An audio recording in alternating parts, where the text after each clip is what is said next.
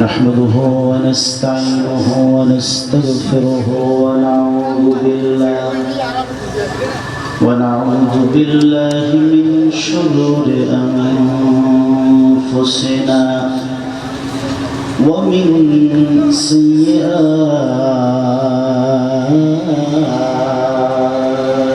أعمالنا من يهد الله فلا مضل له ومن يضلله فلا هادي له ونشهد أن لا إله إلا الله الحي القيوم الذي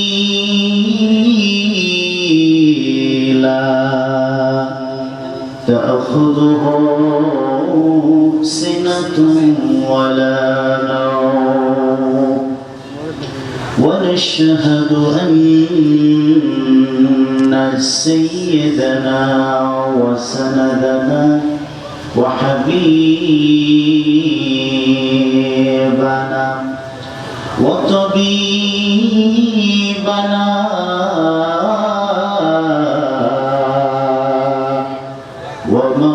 ومولانا محمد عبد الله ورسوله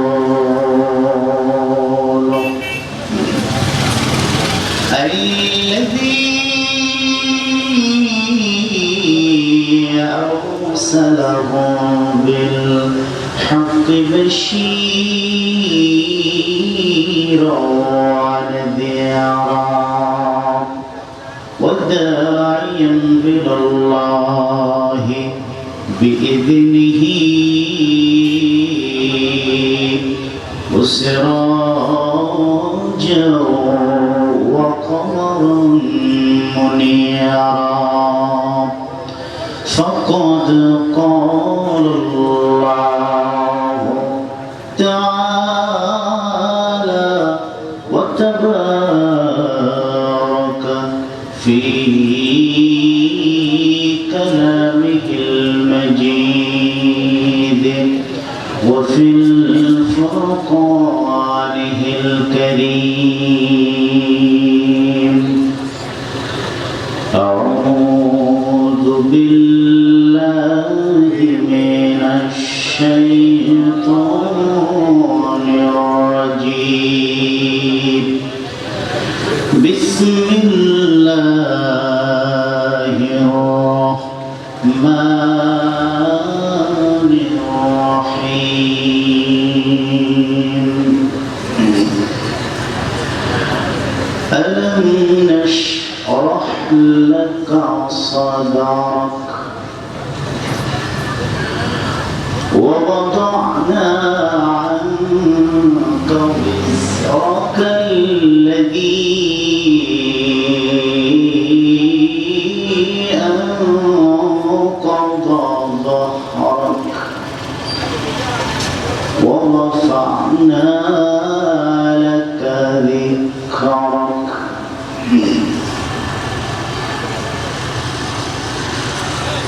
بسم الله الرحمن الرحيم ألم نشرح لك صدرك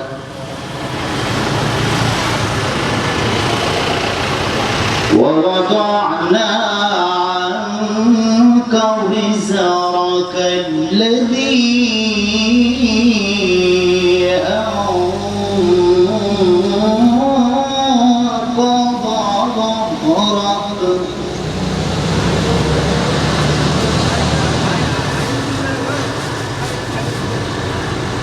الذي أنقض ظهرك ورفعنا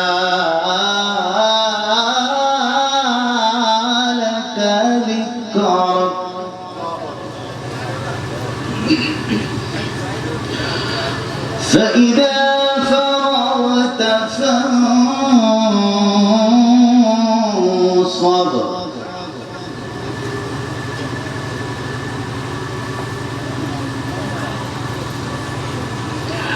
ورفعنا لك ذكرك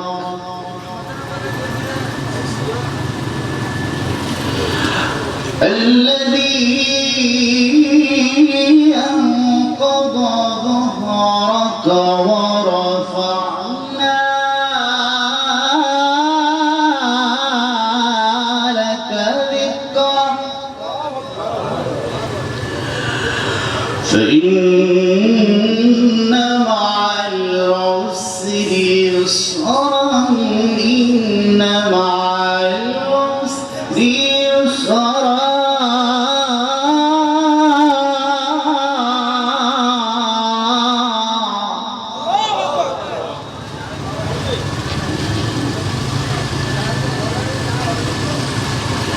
فإن مع العسر يسرا إن مع العسر يسرا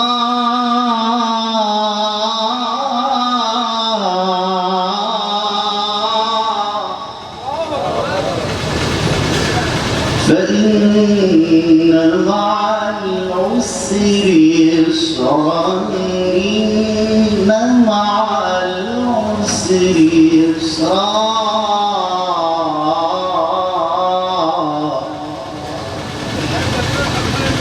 فإذا فرغت فانصب وإلى ربك فارغب صدق الله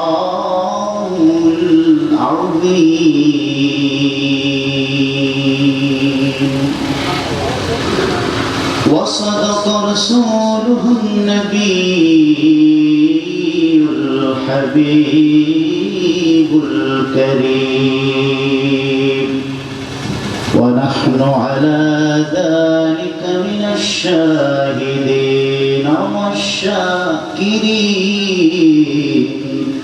والحمد لله رب العالمين وقال تعالى في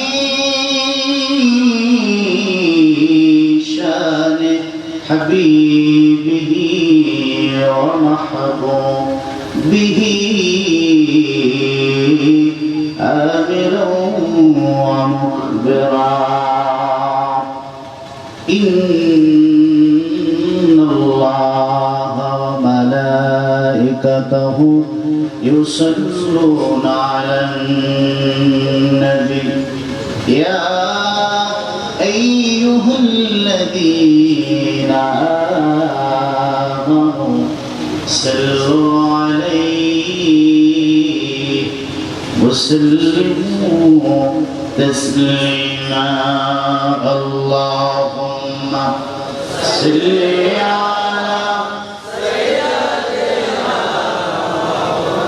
سيدنا وعلى آل سيدنا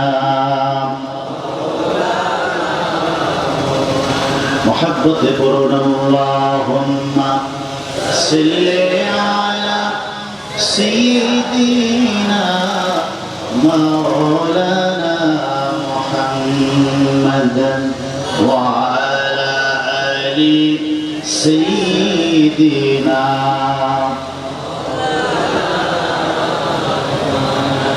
عاشق يا قري درود معشوق Medina কাটে আশিক যদি হইতে পারে ওই জান্নাত হবে ঠিকানা আল্লাহুম্মা সাল্লি আলা সাইয়্যিদিনা مولانا محمد وعلى آله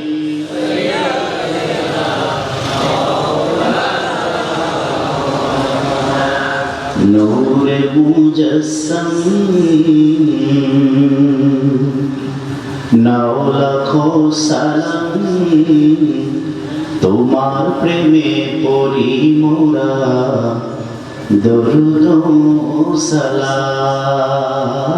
সালাম তোমার শানে পড়ি মোরা দরুদ সালাম তুমি হলে কাবার কাবা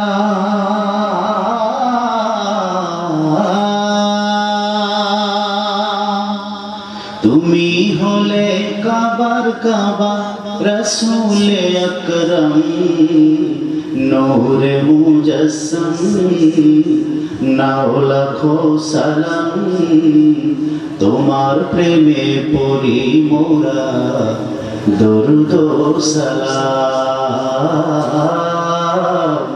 তোমার শানে পড়ি মোরা দরুদ সালাম এই দুনিয়ায় যে জন যাকে ভালোবাসিবে কিয়ামতে তার সাথে তার হাসর হবে এই দুনিয়ায় যে জন যাকে ভালোবাসিবে কিয়ামতে তার সাথে তার হাসর হবে তোমায় ভালোবাসি পাবো নবীজি তোমায় ভালোবাসলে পাবো জান্নাতে মাকাম নূরে মুজস্সম নাও লাখো সালাম তোমার প্রেমে পড়ি মোরা দরুদ সালাম তোমার শানে পড়ি মোরা দরুদ সালাম কোন ব্যক্তি কামিল মুমিন হয় না ততক্ষণ সবচেয়ে ভালোবাসিবে না নবী তোমায় যতক্ষণ কোন ব্যক্তি কামিল মুমিন হয় না ততক্ষণ সবচেয়ে ভালোবাসিবে না নবী তোমায় যতক্ষণ তোমার প্রেমে জীবনটা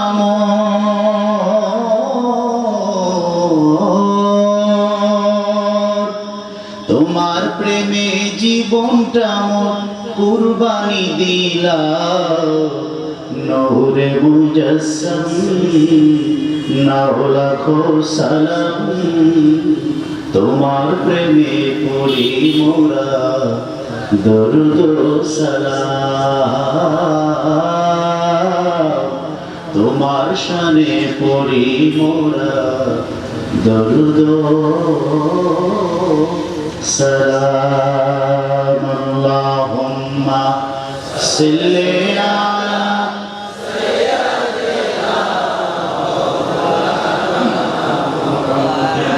وعلى آل سيدنا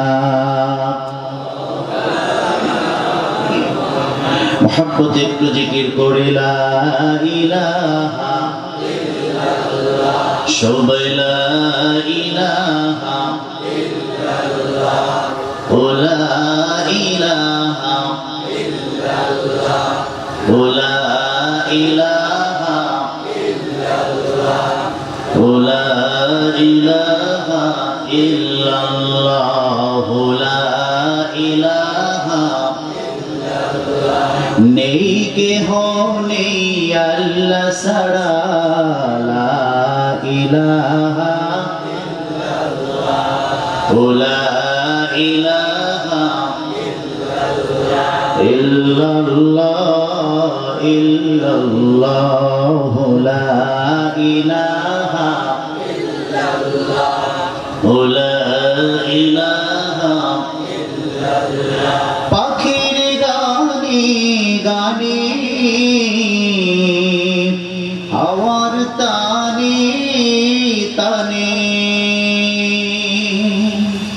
পাখির গানে গানে হাওয়ার তানে তানে ওই নামেরই গান শুনে মন আল্লাহ নামে সুর শুনে মন দেয় যে নীরব সাড়া লা ইলাহা লা ইলাহা illallah illallah la ilaha illallah la ilaha illallah ফুলের ঘ্রাণে ঘ্রাণে অলির গুঞ্জরণে ওই নামেরই সুগন্ধে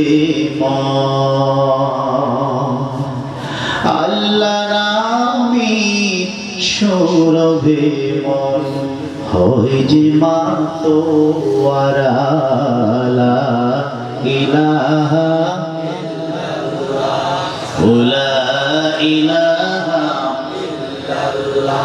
illallah illallah la ilaha illallah la ilaha la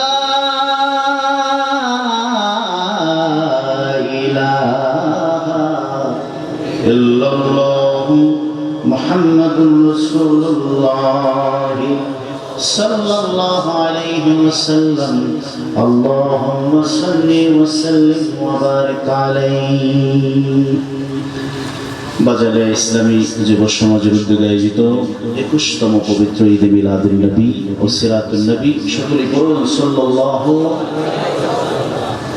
উদযাপন উপলক্ষে 2021 আজকের এই দিবসে বেহেশত আয়োজনের সম্মানিত সভাপতি স্বনামধন্য ব্যক্তিত্ব বাজারিয়া হেদায়েতুল ইসলাম ফাজিল ডিগ্রি মাদ্রাসা মুহতারাম অধ্যক্ষ মহোদয় দামাত বরকতুহুল আলিয়া যিনি উপস্থিত আছেন হযরত মাওলানা নুরুল আলম সাহেব আমরা দোয়া করি আল্লাহ যেন মহান ব্যক্তিত্বের ন্যাক দীর্ঘ এবং সুস্থ হায়াতে আল্লাহ যেন আসমানি রহমত কল্যাণ বরকত নাজিল করে আমরা আওয়াজ করে করে আল্লাহুম্মা আমিন।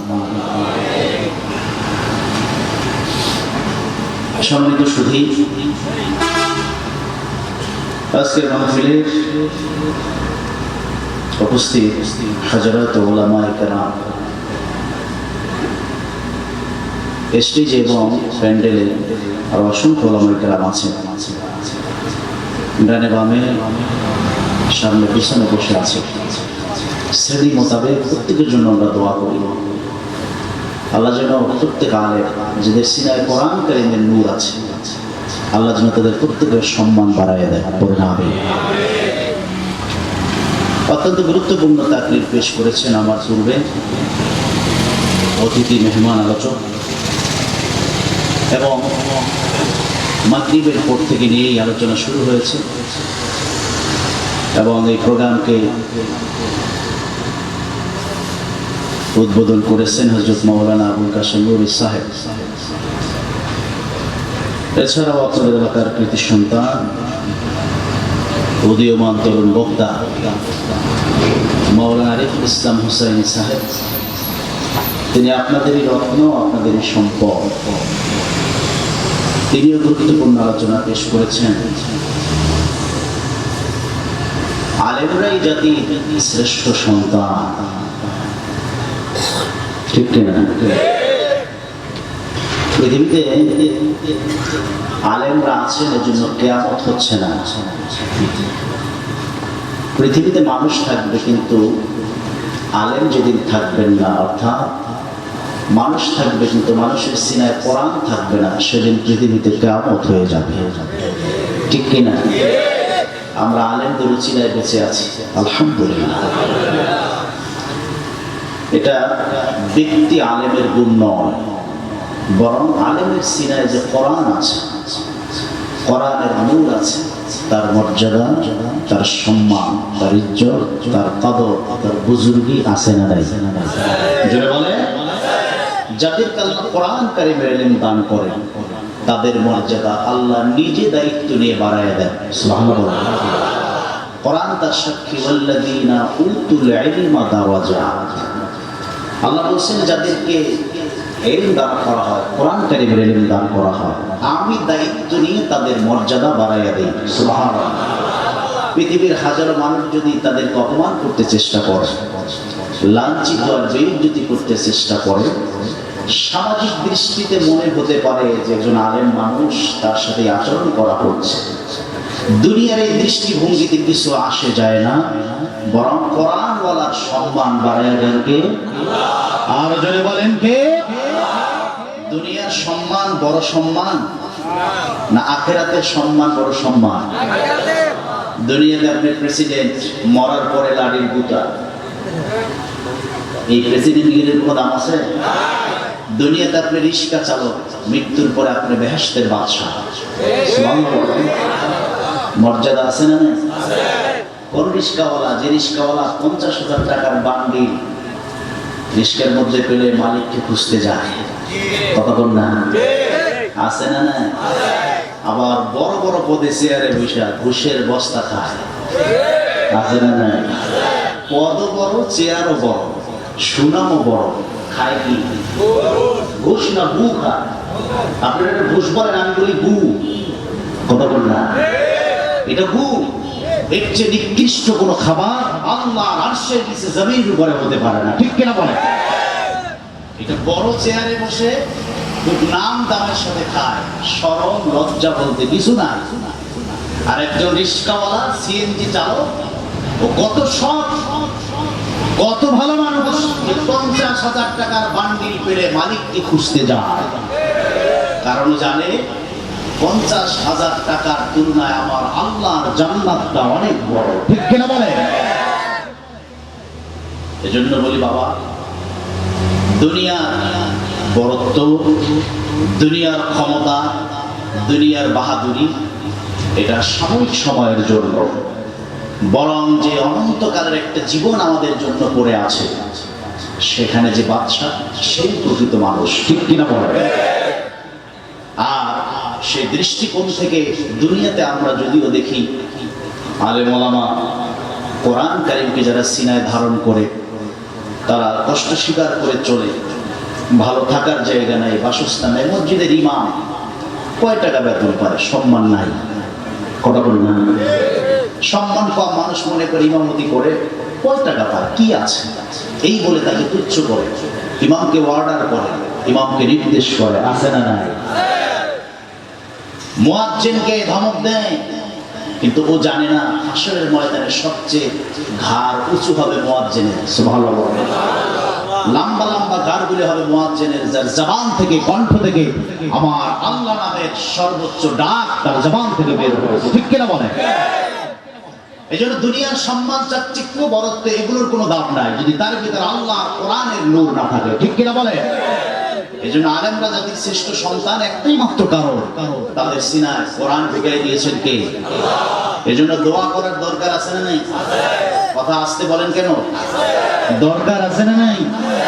আল্লাহর হাবিব বলেছেন ১৫০০ বছর আগে, কোন আলেমান আও মুতাআল্লিমান আও মুসতামিআন আও মুহিব্বান ওয়ালা তাকুন খামিসান ফাতুহলিক। সহিহ সনদের বর্ণনা, আল্লাহর হাবিব বলেছেন আলেম হও, যদি আলেম হতে না পারো আলেমের ছাত্র হও। আলেম হওয়ার নির্দেশ আমার নবী। আমরা তো আলেম হওয়া দূরের কথা, আলেমদের দেখলেই চোখ গরম হয়ে যায়, আছে না? নাই। এই সমস্ত বাহাদুরি দুনিয়াতে চলবে, কিন্তু আল্লাহর দরবারে এই বাহাদুরি চলবে। সেই দিন আমাদের সামনে আছে না নাই? কথা বলে নাকি দুনিয়াই শেষ, খাওয়া দাওয়া ভক্তি করো এই দুনিয়া? এটা যাদের অন্তরে সরিষার দানার চেয়েও কম ঈমান আছে, তারা বিশ্বাস করে এটা দুনিয়া নয়, এটা শেষ নয়, বরং আসল একটা বাসস্থান অবস্থান আমাদের জন্য আছে। ঠিক কিনা বলে? যার সূচনা কবর থেকে। সুতরাং আল্লাহর হাবিব বলছেন আলেম হও। যদি আলেম হতে না পারো, আলেমের ছাত্র হও। দু একটা হাদিস শোনো, দু একটা কোরআন কারিমের আয়াত শেখো, তার কাছ থেকে শেখো যে হুজুর আমি একটু কোরআন শিখতে চাই, আমি একটু হাদিস শিখতে চাই। আল্লাহর হাবিব বলছেন সেই সুযোগও যদি না থাকে, মুস্তামিআন, আলেমের কথা শোনো। আলেম যা বলে দিলের কান দিয়ে, নীরবতার সঙ্গে অন্তরের কান দিয়ে আলেমের কথা শোনো, মানে কোরআনের কথা শোনো। ঠিক কিনা বলে? আল্লাহর হাবিব বলছেন তাও যদি না পারো, আলেম হতে পারলে না, আলেমের ছাত্র হতে পারলে না, আলেমের কথাও শোনার সুযোগ হলো না, তাহলে আও মুহিব্বা, কমপক্ষে দূর থেকে একজন আলেমকে মহব্বত করো, ভালোবাসো। সুবহানাল্লাহ। অপশন কয়টা? সকলে বলেন। আলেম হতে হবে। যদি না হতে পারি, বলবেন যে বয়স 50, 60, 70, এখন আলেম হতে গেলে মাদ্রাসায় পড়তে হবে, এখন তো বয়স না। রাসূল বলছেন যদি বয়স না থাকে তাহলে আলেমের ছাত্র হও।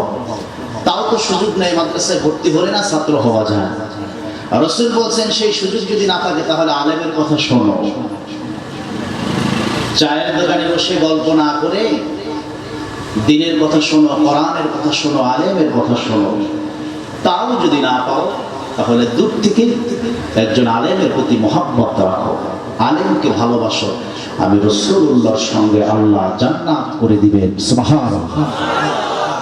এরপর আল্লাহ হাবিব বলেন ওয়ালা তাকুন খামিসান, পঞ্চম দলভুক্ত হওয়া যাবে না এই চার শ্রেণীর মধ্যে। তাহলে বিদ্বেষ করা যাবে না, শত্রুতা করা যাবে না, আঘাত দেওয়া যাবে না, অপমান করা যাবে না, খারাপ চোখে দেখা যাবে না। চারটার একটা। আলেম হব, ছাত্র হব, না হয় শুনবো, না হয় ভালোবাসবো।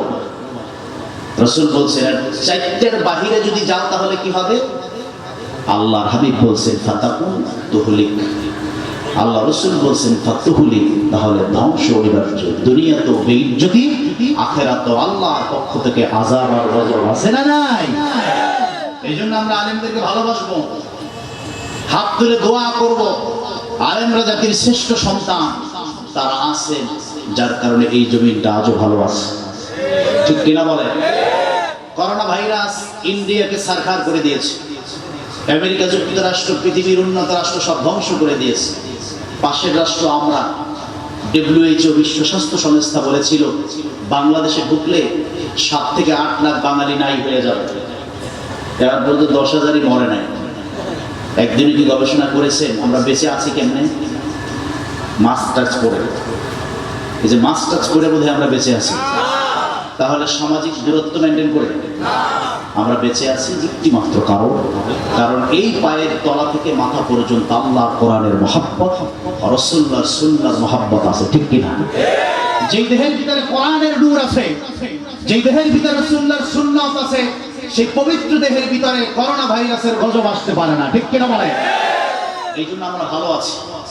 আমরা মাস্কও পরতে পারি না, সোশ্যাল ডিসটেন্স এটাও মেনটেন করতে পারতেছি, এরপরও ভালো আছি। ভালো রেখেছেন কে? এই দেশটা আলেমের দেশ, কোরআনের দেশ, আল্লাহর ওলিদের দেশ। এই জমিনটা আলেমদের চোখের পানিতে, কোরআনের বাণীতে, আযানের ধ্বনিতে, আউলিয়া কেরামের চোখের পানিতে এই জমিনটা পবিত্র হয়ে আছে। ঠিক কিনা বলে? যার কারণে এই জমিনে গজব আসে না। নাহলে পাশের দেশের অবস্থা খারাপ, আমরা ভালো আছি। আমাদেরকে ভালো রেখেছেন কে? সকলে বলেন কে? মুসলমান, এখনো ফিরে আসার সময় আছে, এখনো নিজেকে চিনবার সময় আছে। বহু ক্ষমতার দাপট দেখিয়েছেন, বহু অন্যায় করেছেন, বহু অত্যাচার, জুলুম, নির্যাতন করেছেন, এখনো ফিরে আসার সুযোগ আছে।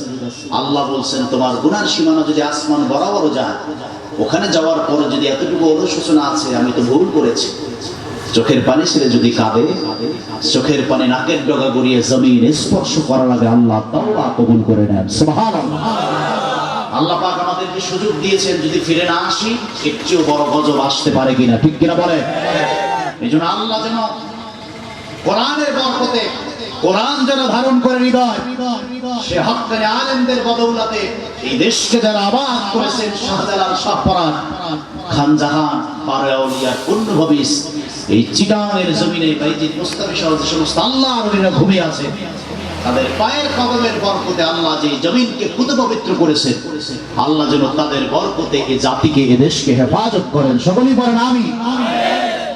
সম্মানিত সুধী, আমারও যেমন ব্যস্ততা আছে আর সবাই স্বল্পতা আছে, এজন্য আমরা এদিক সেদিক না গিয়ে সরাসরি কোরআন থেকে কথা শুনতে চাই। রাজি আছি নাকি গল্প গুজব করবো? কথা বলে না। কোরআন থেকে কথা শুনলে ভালো হয় না? বাংলাদেশের মানুষ ইউটিউব দেখতে দেখতে এখন সচেতন, কোন বক্তা গান গায় আর কোন বক্তা কোরআন থেকে কথা বলে এটা মানুষ জানে, ঠিক কিনা? এই জন্য এখন স্লোগান, গানের দিন শেষ, কোরআনের বাংলাদেশ। একটু আওয়াজ দিতে হবে, ঠিক কিনা? আজকেও জবান বন্ধ থাকলে জবাব দিবেন আর কবে? মার নির্যাতন, অত্যাচার, ইরাক, আফগানিস্তান, সিরিয়া, মিয়ানমার পেরিয়ে কাশ্মীর পর্যন্ত এসছে। বাংলাদেশের চারদিকে বড় বড় রক্তচক্ষু এরকম তাকায় আছে, সুতরাং মায়ের খাওয়ার জন্য রেডি হওয়া দরকার। একসময় ভেবেছি ইরাকে বোমাবর্ষণ হচ্ছে, আফগানিস্তানে হচ্ছে, বাংলাদেশ আমরা তো অনেক দূর, অনেক ভালো আছি। এখন কিন্তু সেই সমস্ত নির্যাতন, অত্যাচার মিয়ানমারে এসছে, অপরদিকে কাশ্মীরে এসছে, শুধু বাংলাদেশ এখন বাকি, ঠিক কিনা? আপনি ঘুমান, কোনো আপত্তি নাই, আপনি একেবারে চুপ থাকেন, কোনো আপত্তি নাই, তবে এই দিনকে, এই ঈমানকে বাঁচানোর জন্য জীবন দেয়া লাগতে পারে, ঠিক কিনা বলে? মরতেই যখন হবে, যখন অন্যায় আর বাতিলের মুখে দাঁড়াতেই হবে, ঘুমাইতে গেলাম কতক্ষণ না? জবানটা বন্ধ করে লাভ কি? বাঘের মতো চিৎকার দিয়ে, হুঙ্কার করে, ঈমানকে হাতিয়ার বানিয়ে, কোরআনকে সামনে রেখে আমরা প্রতিবাদ করতে চাই, ঠিক কিনা বলে? আওয়াজ তুলতে হবে। বহু ঘুমিয়েছে আরামে, আর ঘুমের সময় নাই। ইরাকে, আফগানিস্তানে ঘুমের মধ্যে বোমা পড়ছে, ছোট্ট শিশুদের চোখের পানি পড়ছে, তারপরও তাদের জবানে ঈমানের গান, কোরআনের গান, ঠিক কিনা বলে? আউলিয়া কেরাম দেশ আবাদ করেছেন, ঘুমায় না, রক্ত দিয়েছে। বলা হয় বাংলাদেশের প্রথম মুসলমান শেখ বোরহানউদ্দিন রহমাতুল্লাহ আলাইহি, সিলেটে তার অবস্থান ছিল। তিনি একজন সাচ্চা মুসলিম ছিলেন। কত উঁচু তবকার একজন মুসলিম, তখন বাদশা ছিল গৌর গোবিন্দ। তিনি পুরো বাংলাদেশে আইন জারি করেছেন, গো হত্যা মহাপাপ, গরু হত্যা করা যাবে না, কারণ এইটা তাদের দেবতা, এজন্য এটা হত্যা করা যাবে না। কিন্তু সাচ্চা মুসলিম বোরহানউদ্দিন তিনি এসব কথা কেয়ার করেন না। আল্লাহ তার কোল জুড়ে একটা ফুটফুটে, একটা সুদর্শন, একটা মনে হচ্ছে যেন জান্নাতের টুকরা ছেলে আল্লাহ তার কোল জুড়ে দুনিয়াতে পাঠিয়েছে। বোরহানউদ্দিন সিদ্ধান্ত নিয়েছে, সপ্তম দিনে আমার নবীর কিছু সুন্নাত আছে না নাই? সন্তান পৃথিবীতে আসলে সপ্তম দিনে যে কয়টা সুন্নাত, তার ভিতরে একটি হলো সপ্তম দিনে সন্তানের নামে আকিকা করা। কথা বলেন, ঠিক কিনা? আমরা তার আকিকা কোরবানির সাথে করি, আছে না নাই? এখন 60 বছরও আকিকা করেছে, হুজুর ছোটবেলায় তো দিতে পারি নাই, এখন কোরবানির সাথে দেয়। আকিকা 60 বছরে দেন, আপত্তি নাই, কিন্তু সুন্নাহ হলো, খাস সুন্নাহ হলো সপ্তম দিনে দিতে হবে, ঠিক কিনা বলে? এর কারণ কি? সপ্তম দিনে যদি সন্তানের নামে আপনি আকিকা দেন, রাসূলুল্লাহ একটা আপনার সুন্নাত পালন করার কারণে আল্লাহ আপনার মধ্যে, সন্তানের মধ্যে সুন্নতের মহব্বত পয়দা করে দিবেন। এই ছেলেটা আস্তে আস্তে বড় হতে থাকবে, সুন্নতের মহব্বত বাড়বে। ছেলেরা কথা শোনে না, মসজিদে যায় না, নামাজ পড়ে না, আমাদের কাছে অভিযোগ আসবেই তো, কারণ এই ছেলের শেকড় থেকে তাকে কোরআন শেখানো হয় নাই, নবীর সুন্নতের তালিম দেওয়া হয় নাই, ঠিক কিনা বলে? যার কারণে ছেলে কথা শোনে না, মসজিদে আসে না, দিন মানে না। এই জন্য যেদিন পৃথিবীতে আসবে সেদিন থেকেই তাকে কোরআন এবং সুন্নাহ তালিম দিতে হবে, তাহলে এই ছেলেটা বড় হতে থাকবে, কোরআনের নূর আর সুন্নতের নূরের মহব্বত অন্তরে পয়দা হবে, ঠিক কিনা বলে? শেখ বোরহানুদ্দিন এত সাচ্চা একজন মুসলিম, উনি জানেন ও হত্যা মহাপাপ, এটা গৌরগোবিন্দ আইন ডিক্লার করে দিয়েছে। এরপরও সিদ্ধান্ত নিয়েছে গৌরগোবিন্দের আদেশে কি আসে আর যায়, আমি আমার নবীর সুন্নাত জিন্দা করবই করব। সুবহানাল্লাহ। বন্ধুরা আমার, সিদ্ধান্ত মোতাবেক বাজার থেকে দুটি গরু কিনে নিয়ে আসলেন। আশেপাশের যে কয়েকজন মুসলিম ছিলেন তাদেরকে ডেকে শেখ বোরহানুদ্দিন রহমাতুল্লাহ আলাইহি সন্তানের আকিকা উদযাপন উপলক্ষে দুটি গরু জবাই দিয়ে দিলেন।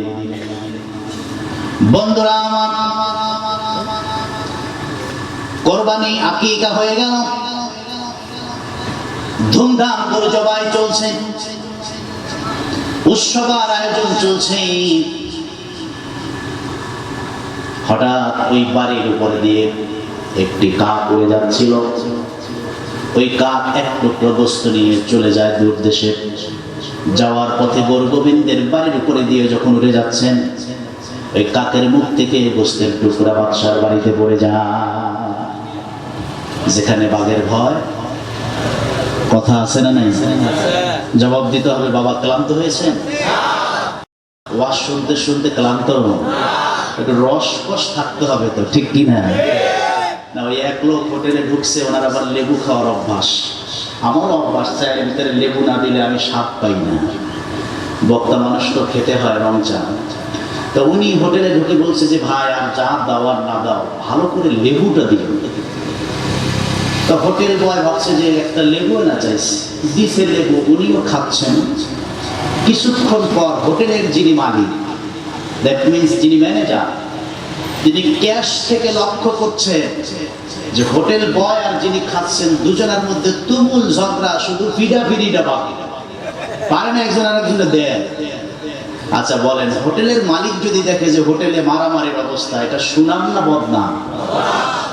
কাস্টমার আসবে না যাবে? হোটেলের মালিকের তো মাথা গরম যে হায় হায় কি ব্যাপার, দিছে ডাক। হোটেল লোক, এই আমার হোটেলে তর্কাতর্কি চলছে, ব্যাপার কি? যিনি খাচ্ছেন তিনি দাঁড়ায় বলেন, ম্যানেজার সাহেব, এত দূর থেকে আসলাম, তেমন কিছু তো চাই না, একটা লেবু না চাইছি। কি লেবু দিছে? এমন চাপা চাপলাম, রস তো নাই, কষও নাই। লেবু খাই তো মানুষ রসের জন্য, কথা বলেন। তা উনি অভিযোগ হলো যে এত চাপলাম, রস তো নাই, কষও নাই, এই জন্য না আমি তাকে ধমকাইতেছি, মারতে কোনো দিই না। হোটেলের মালিক বলতেছে, এটা কোনো কথা? তুমি কি লেবু দিছো, রস নাই? হোটেল বয় বলে, রস থাকবে কেমনে? এর আগে তো আরো তিনজন এটা চাই ফেলেছে, তিনজন চাপলে রস থাকে? কথা বলবেন থাকে? তা আপনাদেরকে তো মাগরিব থেকে বক্তারা যেই চাপা চাপছে, সব রস তো বাড়ি করে লাইছে, এই জন্য কি রস শেষ হয়ে গেছে? আরে লেবুর রস যায় যাক, আল্লাহর কোরআনের রস আছে না নাই? আমি কেমনে বুঝবো আওয়াজ না থাকলে? নাকি ঘুমটুম ধরে গেছে গা? সজাগ আছেন নি? একটু সজাগ থাকবেন, আওয়াজ দিবে। আমি যেটা বলতে চাই, লেবুর রস যায় যাক, আল্লাহর কোরআনের রস আছে, ঠিক কিনা? এটা আওয়াজে বুঝবো। লিল্লাহি তাকবীর। রাসূলের পক্ষে একবার বলি নারে রিসালাহ। আল্লাহ কবুল করুক, বলেন আমিন।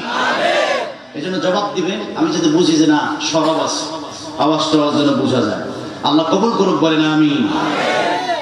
গোস্তের টুকরা গৌরগোবিন্দের বাড়ি উঠোনের মধ্যে, পুরো রাজ দরবার অগ্নিশর্মা হয়ে গেছে। কাম কে করেছে? যেখানে গোহত্যা মহাপাপ। 24 ঘন্টা সময়ের ভিতরে নির্দেশ দেওয়া হলো, কে কোথায় গরু জবাই করছে তাকে তাড়াতাড়ি ধরে নিয়ে আসো রাজ দরবারে। শেখ বোরহানুদ্দিনকে ধরে আনা হলো, সাথে 7 দিনের সন্তান। রাজ দরবারে এনে বলা হলো, তুমি এত বড় অপরাধ করেছো। কি অপরাধ? তুমি জানো এটা আমাদের দেবতা, এর জবাই দিছো। কাজে এটা কি অন্যায় করেছে? হ্যাঁ, এটা মহা অন্যায়। তো আমি এই মহা অন্যায় করেছি, সেজন্য কি করতে হবে? কাজে না, খুব সহজ, দুটি পথ। এক, তুমি যে অন্যায় করেছো এর উপরে অটল থাকবা, অথবা যে কারণে তুমি কোরবানি করেছো, যে ঈমানের কারণে, যে কোরআনের কারণে, যে নবীর সুন্নতের কারণে, সেই নবীর দ্বীনকে, ইসলামকে ছেড়ে দিবা। চিল্লায় বলেন নাউযুবিল্লাহ। শেখ বোরহানউদ্দিনের সাচ্চা জবাব, সন্তান একটি কেন, দুটি কেন, আমি কেন, যদি গোটা পরিবারকে 1000 বার হত্যা করা হয়, নিঃশেষ করে দেওয়া হয়, রাসূলুল্লাহ সুন্নতের খেলাফ তো দূরের কথা, আল্লাহর কোরআনের আয়াত তো দূরের কথা, যে ঈমান এনেছি সেই ঈমান আমি ছাড়ব না। বলেন সুবহানাল্লাহ।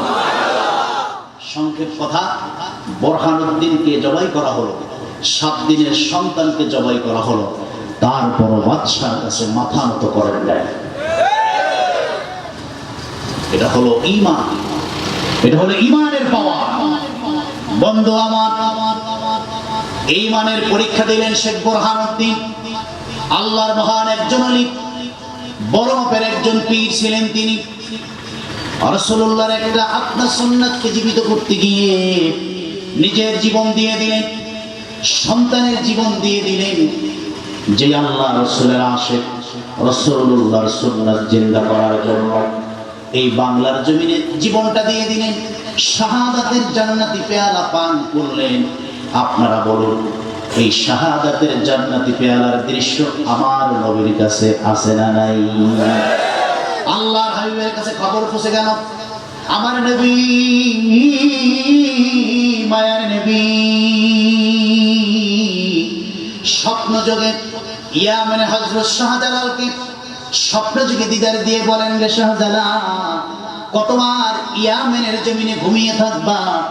পূর্ব বাংলায় আমি রাসূলুল্লাহর একজন সাচ্চা মুসলিম উম্মত, আমি নবীর একটা আত্মা সুন্নাত জীবিত করার জন্য নিজের জীবনটাকে বিলীন করে দিয়েছে, সন্তানের জীবনটাকে বিলীন করে দিয়েছে।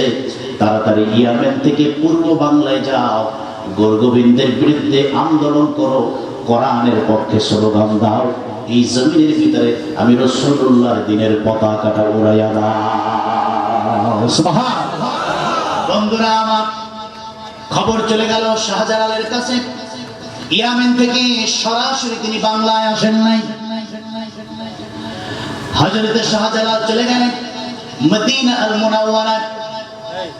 সঙ্গী আর সাথীরা বললেন, এর শাহজালাল, আপনার কাছে নাকি নির্দেশ এসেছে পূর্ব বাংলায় যাওয়ার জন্য, অথচ আপনি রওনা দিয়েছেন মদিনা আল মুনাওয়ারার দিকে উল্টো পথে। এর কারণটা কি? শাহজালাল ইয়ামানি বলছেন, একটি মাত্র কারণ, রাসূলুল্লাহর রওজা জিয়ারত করে রওজা থেকে তাওয়াজ্জু আর ফায়েজ আমি নিতে যাই। সুবহানাল্লাহ।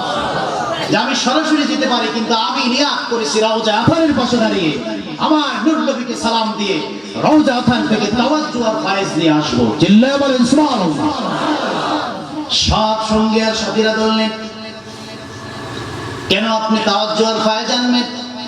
শাহজালাল ইয়ামানি তার জীবনীতে তিনি বলেছেন, ইমাম বুখারীর মতো মানুষ, যার বাড়ি ইরাকের সামারকান্দ এলাকায়, কিন্তু পবিত্র বুখারী শরীফ লেখার জন্য ইরাক থেকে সফর করে মদিনা মুনাওয়ারায় গিয়ে সেখানে আস্তানা গেড়ে রাসূলুল্লাহ রওজার পাশে থেকে তিনি বুখারী শরীফ লিখেছেন। তিনি বলেছেন, প্রত্যেকটি হাদিস লিখবার আগে কদ ইক্তিসালতু, আমি গোসল করেছি, ওযু করে পুত পবিত্র হয়ে 2 রাকাত নফল নামাজ পড়ে চক্ষু বন্ধ করে রওজা আথারের দিকে মুরাকাবা করে রাসূলুল্লাহর সঙ্গে কথা বলে বলে আমি আমার কিতাবে বেহেশতিয়ার জান্নাতি হাদিসগুলি লিখেছি। সুবহানাল্লাহ। ইমাম বুখারীর মতো মানুষ যদি হাদিস লেখার জন্য ইরাক থেকে সফর করে মদিনায় যেতে পারে, রাসূলুল্লাহ রওজা আথারের পাশে বসে ওযু করে গোসল করে ধ্যান করে রওজা আথারের সাথে কানেক্ট তৈরি করে তিনি হাদিস লিখতে পারেন, তাহলে আমি শাহজালাল কার নবীর কাছ থেকে তাওয়াজ্জু আর ফায়েজ জানতে পারবো না? বলেন সুবহানাল্লাহ। বুঝা গেল আমার রাসূল রওজা আথারে জীবিত। কথা বলেন, এ বাবা আমার কথা বুঝতেছেন? হুজুর পাশে বসা আছেন, অনেক আলেমায়ে কেরাম আছেন, আমি কথা বলতে সাহস পাচ্ছি, যার কারণে অথেন্টিক কথাগুলো বলছি। কিসসা কাহিনী বানোয়াট কথা বলার অভিজ্ঞতা নাই। প্রত্যেকটি কথা উইথ রেফারেন্স এন্ড এভিডেন্স আপনাদের সামনে উপস্থাপন করব। আপনারা মনে রাখবেন যে কোথা থেকে কথা শুনছি। ইমাম বুখারীর মতো ইমাম, তিনি বলছেন, প্রত্যেকটা হাদিস লেখার আগে আমি ওযু করতাম, গোসল করতাম, যে শব্দের ব্যাপারে আমার কাছে রাইব হতো, সন্দেহ হতো, আমি মোরাকাবা এখানে রওজার সাথে কানেক্ট তৈরি করে রাসূলুল্লাহর কাছ থেকে জিজ্ঞাসা করে করে হাদিস লিখতাম। সুবহানাল্লাহ বলেন। বোঝা যায় আমার নবী রওজা আকারে জীবিত, ঠিক কিনা বলেন? এই কথা কেন বললাম? আমার দেশের একদল বিপদগামী ভাইয়েরা আছে, তারা বলতে চান রাসূলুল্লাহ আমাদের মতো সাধারণ মানুষ কেমনে মরে গলে পচে মাটির সাথে মিশে গেছে। নাউজুবিল্লাহ বলতে পারলেন না? মনে রাখবেন, যিনি আমাদের সাইয়্যিদ রাহমাতুল লিল আলামিন, তাকে একজন ব্যক্তি ফতোয়া দিয়ে মেরে ফেললো, পচাইয়া ফেললো, গলাইয়া ফেললো, মাটির সাথে মিশিয়ে ফেললো।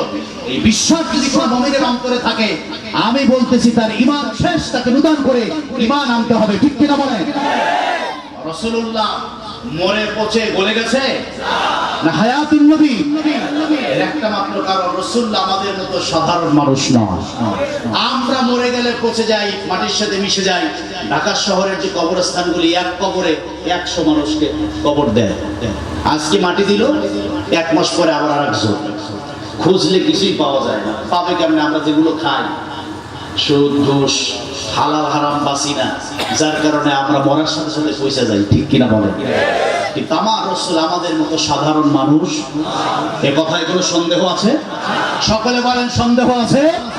আমার রাসূল সাধারণ মানুষ নয়। এর পক্ষে আমার কাছে হাজারটা দলিল আছে। বরং আমি আমার আলোচনায় প্রায় বলে থাকি, রাসূল এত উঁচু তফকার মানুষ, এত উচ্চ মর্যাদা শানওয়ালা একজন নবী, যিনি বিনা ওযুতে নামাজ পড়লেও আল্লাহ নামাজ কবুল করে নিতেন। না সুবহানাল্লাহ হয় নাই? জোরে বলেন। সুবহানাল্লাহ বললে এই এলাকায় গুনাহ টুনা হয় বোধ হয়, সওয়াব আছে না? তাহলে আজকে তো সওয়াবের জন্যই এসেছি আমরা। কতক্ষণ না 1-1.5 ঘন্টা থেকে কিছু সওয়াব নিয়ে বাড়িতে যাব, চাই কি চাই না? সকলে জবান খুলুন। মাস্ক যারা পড়ছে বলা দরকার নাই, মাস্কের ভিতরেই বলে, সমস্যা কি? জোরে আওয়াজ করে একবার বলুন সুবহানাল্লাহ। এ বাবা আপনারা বলেন, বিনা ওযুতে সেজদা দিলে ঈমান থাকে না মুহূর্তের মধ্যে চলে যায়? বোঝে না? ঈমান যদি বিনা ওযুতে, তিনি যদি আলেম হন, মুহাদ্দিস হন, মুফাসসির হন, পীর হন, বুজুর্গ হন, যাই হন, বিনা ওযুতে যদি কেউ একটা সিজদা দেয়, সাথে সাথে তার ঈমান চলে যাবে। কথা বল না? কিন্তু আমার নবীর ঈমান যাবে না, কারণ আমার নবী আমাদের মতো সাধারণ মানুষ নন, ঠিক কিনা বলেন? প্রশ্ন করতে পারেন, বিনা ওযুতে আল্লাহর হাবিব নামাজ পড়েছেন, তার দলিলটা কি? আগেই বলেছি উইথ এভিডেন্স, রেফারেন্সের একটি কথা আমি বলবো না। আল্লাহর হাবিব মায়ার নবী আমার নূর নবীজি রাহমাতুল লিল আলামিনের শান, মান এবং আজমত আমার আল্লাহ এত বেশি পরিমাণ বাড়িয়ে দিয়েছেন। আল্লাহর হাবিব ঘুম থেকে উঠে বিনা ওযুতে সরাসরি যায় নামাজে গিয়ে নামাজের ইমামতি করেছেন, ওযু করেন নাই। আমার আল্লাহ বিনা ওযুর নামাজটাকে কবুল করে নিয়েছেন। চিল্লায়া বলেন সুবহানাল্লাহ। বন্ধুরা আমার, এবার দলিলটা আমার কাছ থেকে নিয়ে নেন। সহিহুল বুখারী 138 নং হাদিস, কিতাবুস সালাত, হাদিসটি বর্ণনা করেছেন রাসূলুল্লাহর প্রিয় সাহাবী, সবচেয়ে ঘনিষ্ঠ সাহাবী হযরত আব্দুল্লাহ ইবনে আব্বাস। এত উঁচু তফকার একজন সাহাবী, আল্লাহ রাব্বুল আলামিন 8 বছর বয়সে যার সিনার মধ্যে 30 পারা কোরআনটা ঢুকিয়ে দিয়েছেন। বয়স মাত্র 8, কিন্তু 8 বছর বয়সে শুধু হাফেজ নয়, 30 পারা কোরআনের শ্রেষ্ঠ মুফাসসির আবু বকর, ওমর, ওসমান, আলী কোরআনের তাফসীর জানা বুঝতেন। 8 বছর বয়সে আব্দুল্লাহ ইবনে আব্বাস তার চেয়ে 1000 গুণ বেশি তাফসীর বুঝতেন। চিল্লায়া বলেন সুবহানাল্লাহ। রাসূলুল্লাহর সাহাবীরা তাকে বললেন, আরে আব্দুল্লাহ, 8 বছর বয়সে 30 পারা কোরআনের মুফাসসির তুমি হয়েছো, কেমন করে সম্ভব? আব্দুল্লাহ ইবনে আব্বাস বলেন, শোনো, জীবনে কোনো স্কুলে পড়ি নাই, কলেজ আর ইউনিভার্সিটিতে আমি লেখাপড়া করি নাই। আল্লাহর নবীর সাহাবীরা বলেন, কোথাও পড়লে না? শিক্ষা প্রতিষ্ঠানে নয়, স্কুল আর কলেজে না, ইউনিভার্সিটিতে কোথাও না পড়ে 30 পারা কোরআন কারিমের শ্রেষ্ঠ মুফাসসির তুমি কেমন করে হলে? আব্দুল্লাহ ইবনে আব্বাস বলেন, শুধুমাত্র কেবলমাত্র আমার মায়ার নবীর দোয়ার বরকতে আল্লাহ রাব্বুল আলামিন আমাকে শ্রেষ্ঠ মুফাসসির বানিয়েছেন। শুধু নবীজির দোয়া, সুবহানাল্লাহ বলুন। কি খালি দোয়া, স্কুলে না, কলেজে না, ক্লাসে না, বই না, পত্র না, শুধু রাসূলুল্লাহ দোয়া করছেন আর আমি শ্রেষ্ঠ মুফাসসির হয়েছি। সুবহানাল্লাহ বলে। বুঝে গেল দোয়া আছে, দোয়া আছে না নাই? কথা বলে না। এখন তো একদল বের হয়েছে দোয়াও নাকি নাই, এরকম বলার লোক আছে, কথা বল না। তারা বলতে চায় দোয়া নাই, বলতে বলতে এই পর্যায়ে যখন চাপাচাপি করে ধরি তখন একটা পর্যায়ে এসে মানে যে না দোয়া আছে, তবে ফরজ নামাজের পরে দোয়া তো নাই। কথাগুলো ব্রেনে রাখতে পারে, কিন্তু আমি স্পষ্ট করে দিতে চাই, হুজুর আছে লেখা আছে। আপনারা আগে বলেন দোয়া নাই, সকলে বলেন দোয়া আছে। যত নবী পৃথিবীতে এসেছে সব নবীর উপর আল্লাহর পক্ষ থেকে পরীক্ষা আছে না না? এই পরীক্ষা থেকে বাঁচাই দিয়েছেন কে? ওসিলা ছিল দোয়া। সুবহানাল্লাহ বলুন। সব নবীদেরকে আল্লাহ দোয়ার ওসিলায় বাঁচাইছে। সাইয়েদনা আদম আলাইহিস সালাম 350 বছর দুনিয়ায় কাটলেন, আল্লাহর কাছে মাকবুল হতে পারলেন না। এরপরে তার মনে হঠাৎ করে জান্নাতের একটি দৃশ্যের কথা মনে পড়ল। মাওয়াহিবুল লাদুন্নিয়ার মধ্যে এসে যেদিন আদম নবী জান্নাতের ভিতরে দেহের ভিতরে আত্মা পান, আসর আর মাগরিবের সময় ছিল, তখন আল্লাহ রাব্বুল আলামিন মাথার তালু দিয়ে তার দেহের ভিতরে আত্মা ঢুকাতে লাগলেন। আস্তে আস্তে মাথা থেকে তার মাটি পরিবর্তন হয়ে চামড়ার গোস্ত হতে লাগলো। আদম নবী তার সৃষ্টির এই দৃশ্যটা নিজ চোখে দেখতে লাগলেন। সুবহানাল্লাহ। যখন পূর্ণাঙ্গ মানুষ হলেন, জমিনে সিজদায় পড়ে গেলেন, সিজদা থেকে মাথা তুলে যখন আল্লাহর আরশ আজিমের দিকে তাকালেন, আদম নবী দেখেন আল্লাহর আরশ আজিমের সঙ্গে আল্লাহ নামের শানে আমার হাবিব মুহাম্মদ সাল্লাল্লাহু আলাইহি ওয়াসাল্লামের নামটা দেখা যায়। সুবহানাল্লাহ। তখন তিনি পেরে রেখেছিলেন মালিক আমার আল্লাহ, নুরানি আর জান্নাতি নামের সঙ্গে কার নামটা লেখা, নিশ্চয়ই তিনি আল্লাহর কোনো প্রিয় ভাজন হবে। পরবর্তীতে ওই নামটা বাবা আদম যতদিন জান্নাতে ছিলেন জানালায় লেখা দেখেছেন, দরজায় লেখা দেখেছেন, জান্নাতের দেয়ালে দেয়ালে আপনার আমার নবীর নাম লেখা। বলেন সুবহানাল্লাহ। 350 বছর দুনিয়ায় কাটলেন বাবা আদম। হঠাৎ করে মনে পড়ল মালিক আমার আল্লাহ, জান্নাতের মধ্যে তোমার নামের সঙ্গে যেই নামটা আমি লেখা দেখেছি, নিশ্চয়ই সেই নামটা তোমার কোনো প্রিয় ব্যক্তি ভাজনের নাম হবে। আয় আল্লাহ, 350 বছরের মাথায় তোমার কাছে ফরিয়াদ, সেই নামের খাতিরে তুমি আমি আদমকে কবুল করে নাও। সুবহানাল্লাহ। আমার আল্লাহ প্রশ্ন করলেন, রে আদম, কাইফা রাফা'তা মুহাম্মাদান, কেমন করে মুহাম্মাদের পরিচয়টা তুমি পেলে? আদম বলেছিলেন জান্নাতে দেখে এসেছিলাম আল্লাহ, তখন থেকেই বসছি তিনি আপনার আপন হবেন। এরপর আল্লাহ পাক বলেন, ঠিকই তুমি জেনেছো আর বুঝেছো, যদি আমার হাবিবের নামটা আরো আগে আমার কাছে তুমি ওসিলা হিসেবে ধরে তওবা করতে, আমি আল্লাহ তোমার তওবা কবুল করে নিতাম। আরে আদম, 350 বছর পরে যখন আমার হাবিবের নাম রাহমাতুল লিল আলামিনের নামে রাসূল আমার কাছে তুমি তওবা করতেছো, আমি আল্লাহ তোমাকে তওবা কবুল করব। তবে তোমাকে কিছু বাক্য আমি শিখিয়ে দিতে চাই। সেই বাক্যগুলোকে আমার সামনে, সেই বাক্যগুলো দিয়ে আমার সামনে তুমি যদি তওবা করো, আমি আল্লাহ পাক তোমার তওবা কবুল করে আব্দুল্লাহ আদম থেকে নবিউল্লাহ আদম তোমাকে বানাইয়া দিব। আল্লাহ রাব্বুল আলামিন থেকে বাক্য শিখাইলেন। কোরআন কারিমে সেই দোয়ার কথা এসেছে, আল্লাহ পাক বলেন, আদম তুমি এই বাক্য দিয়ে আমার কাছে দোয়া করো। তিনি দোয়া করতে লাগলেন, রব্বানা যালামনা আনফুসানা ওয়া ইল্লাম তাগফির লানা ওয়া তারহামনা লানাকুনান্না মিনাল খাসিরিন। মালিক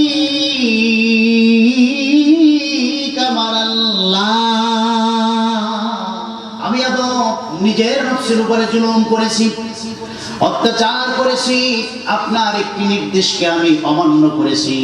যদি আপনি আমি আদমকে ক্ষমা না করেন, ওয়াতার হামনা যদি দয়া রহমত নাজিল না করেন, আমি ধ্বংসপ্রাপ্ত ক্ষতিগ্রস্ত হয়ে যাব। আল্লাহ রাব্বুল আলামিন যখন আদম আল্লাহর শিখানো দোয়ার মাধ্যমে আল্লাহর কাছে খাঁটি তওবা করলেন, আল্লাহ রাব্বুল আলামিন বাবা আদমের তওবা কবুল করে আব্দুল্লাহ আদম থেকে নবিউল্লাহ আদম বানায় ক্ষান্ত হলেন না। আল্লাহ রাব্বুল আলামিন সেদিন থেকে তওবার দরজা আমাদের সবার জন্য ওপেন করে দিলেন। সুবহানাল্লাহ। ওই দিন তওবার দরজা খুলে গেছে, এর আগ পর্যন্ত তওবার দরজা বন্ধ ছিল। তাহলে আদমকে দোয়া শিখিয়েছেন কে? জোরে বলেন কে? আল্লাহর নবী মুসা আলাইহিস সালাম 40 দিন মাছের পেটে, কে বাঁচাবে তাকে? নিশ্চয়ই আমার আল্লাহ ছাড়া কেউ তাকে বাঁচাবে না। 40 দিন পরে ইউনূস নবী বললেন, আল্লাহ এই অন্ধকার কুঠুরি থেকে বাঁচার মতো কোনো পথ নাই, যদি তুমি আমাকে না বাঁচাও। আল্লাহ রাব্বুল আলামিন বললেন, রে ইউনূস অবশ্যই বাঁচাবো, তবে একটা দোয়ার বিনিময়। সুবহানাল্লাহ বলেন। আল্লাহ পাক একটা দোয়া শিক্ষা দিয়ে বললেন, রে ইউনূস মাছের পেটে পানির অন্ধকার, আলোর অভাবের অন্ধকার, মাছের পেটের অন্ধকার, পানির তেলের অন্ধকার থেকে তুমি যদি বাঁচতে চাও, আমার শেখানো দোয়াটা তুমি পড়ো।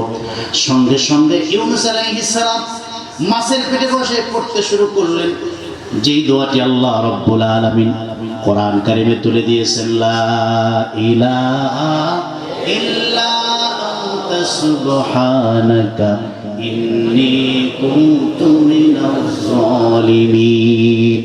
فاستجبنا له ونجيناه من الغم وكذلك ننجي المؤمنين।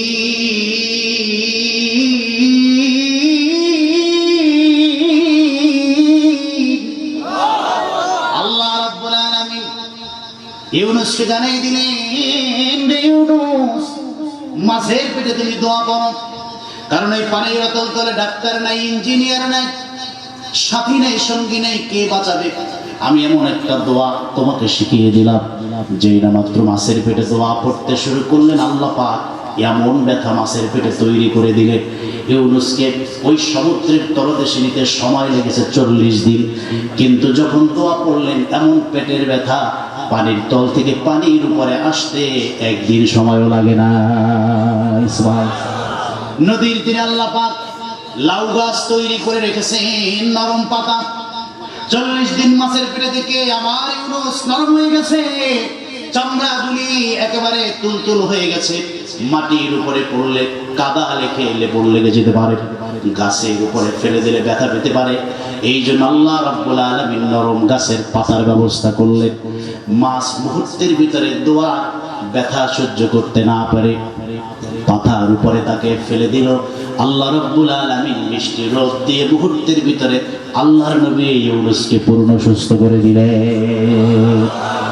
এরপর আল্লাহ পাক বলেন, ইউনূস যেই দোয়ার বদৌলতে তোমাকে মহা বিপদ থেকে আমি আল্লাহ বাঁচিয়ে দিলাম, এই রকম মহা বিপদে আমার কোনো বান্দা যদি দুনিয়াতে পড়ে যায়, আর তার কলিজার ভিতরে যদি সরিষার দানা পরিমাণ ঈমান থাকে, সেই ঈমান নিয়ে যদি সে দোয়ার মাধ্যমে আমি আল্লাহর কাছে বিপদ থেকে মুক্তি চাই, আমি আল্লাহ কোরআন কারিমে প্রমাণ দিয়ে রাখলাম, সেই মুমিনদেরকে ওয়াকাযালিকা নুনজিল মুমিনিন, মুমিনদেরকে মহা বিপদ থেকে দোয়ার বদৌলতে তোমার মতো করে আমি আল্লাহ বাঁচাইয়া দিব। বলেন সুবহানাল্লাহ। সব নবীরা দোয়া করে আল্লাহর কাছ থেকে মুক্ত হয়েছে। পরিষ্কার কথা, দোয়া আছে না নাই? জোরে বলেন।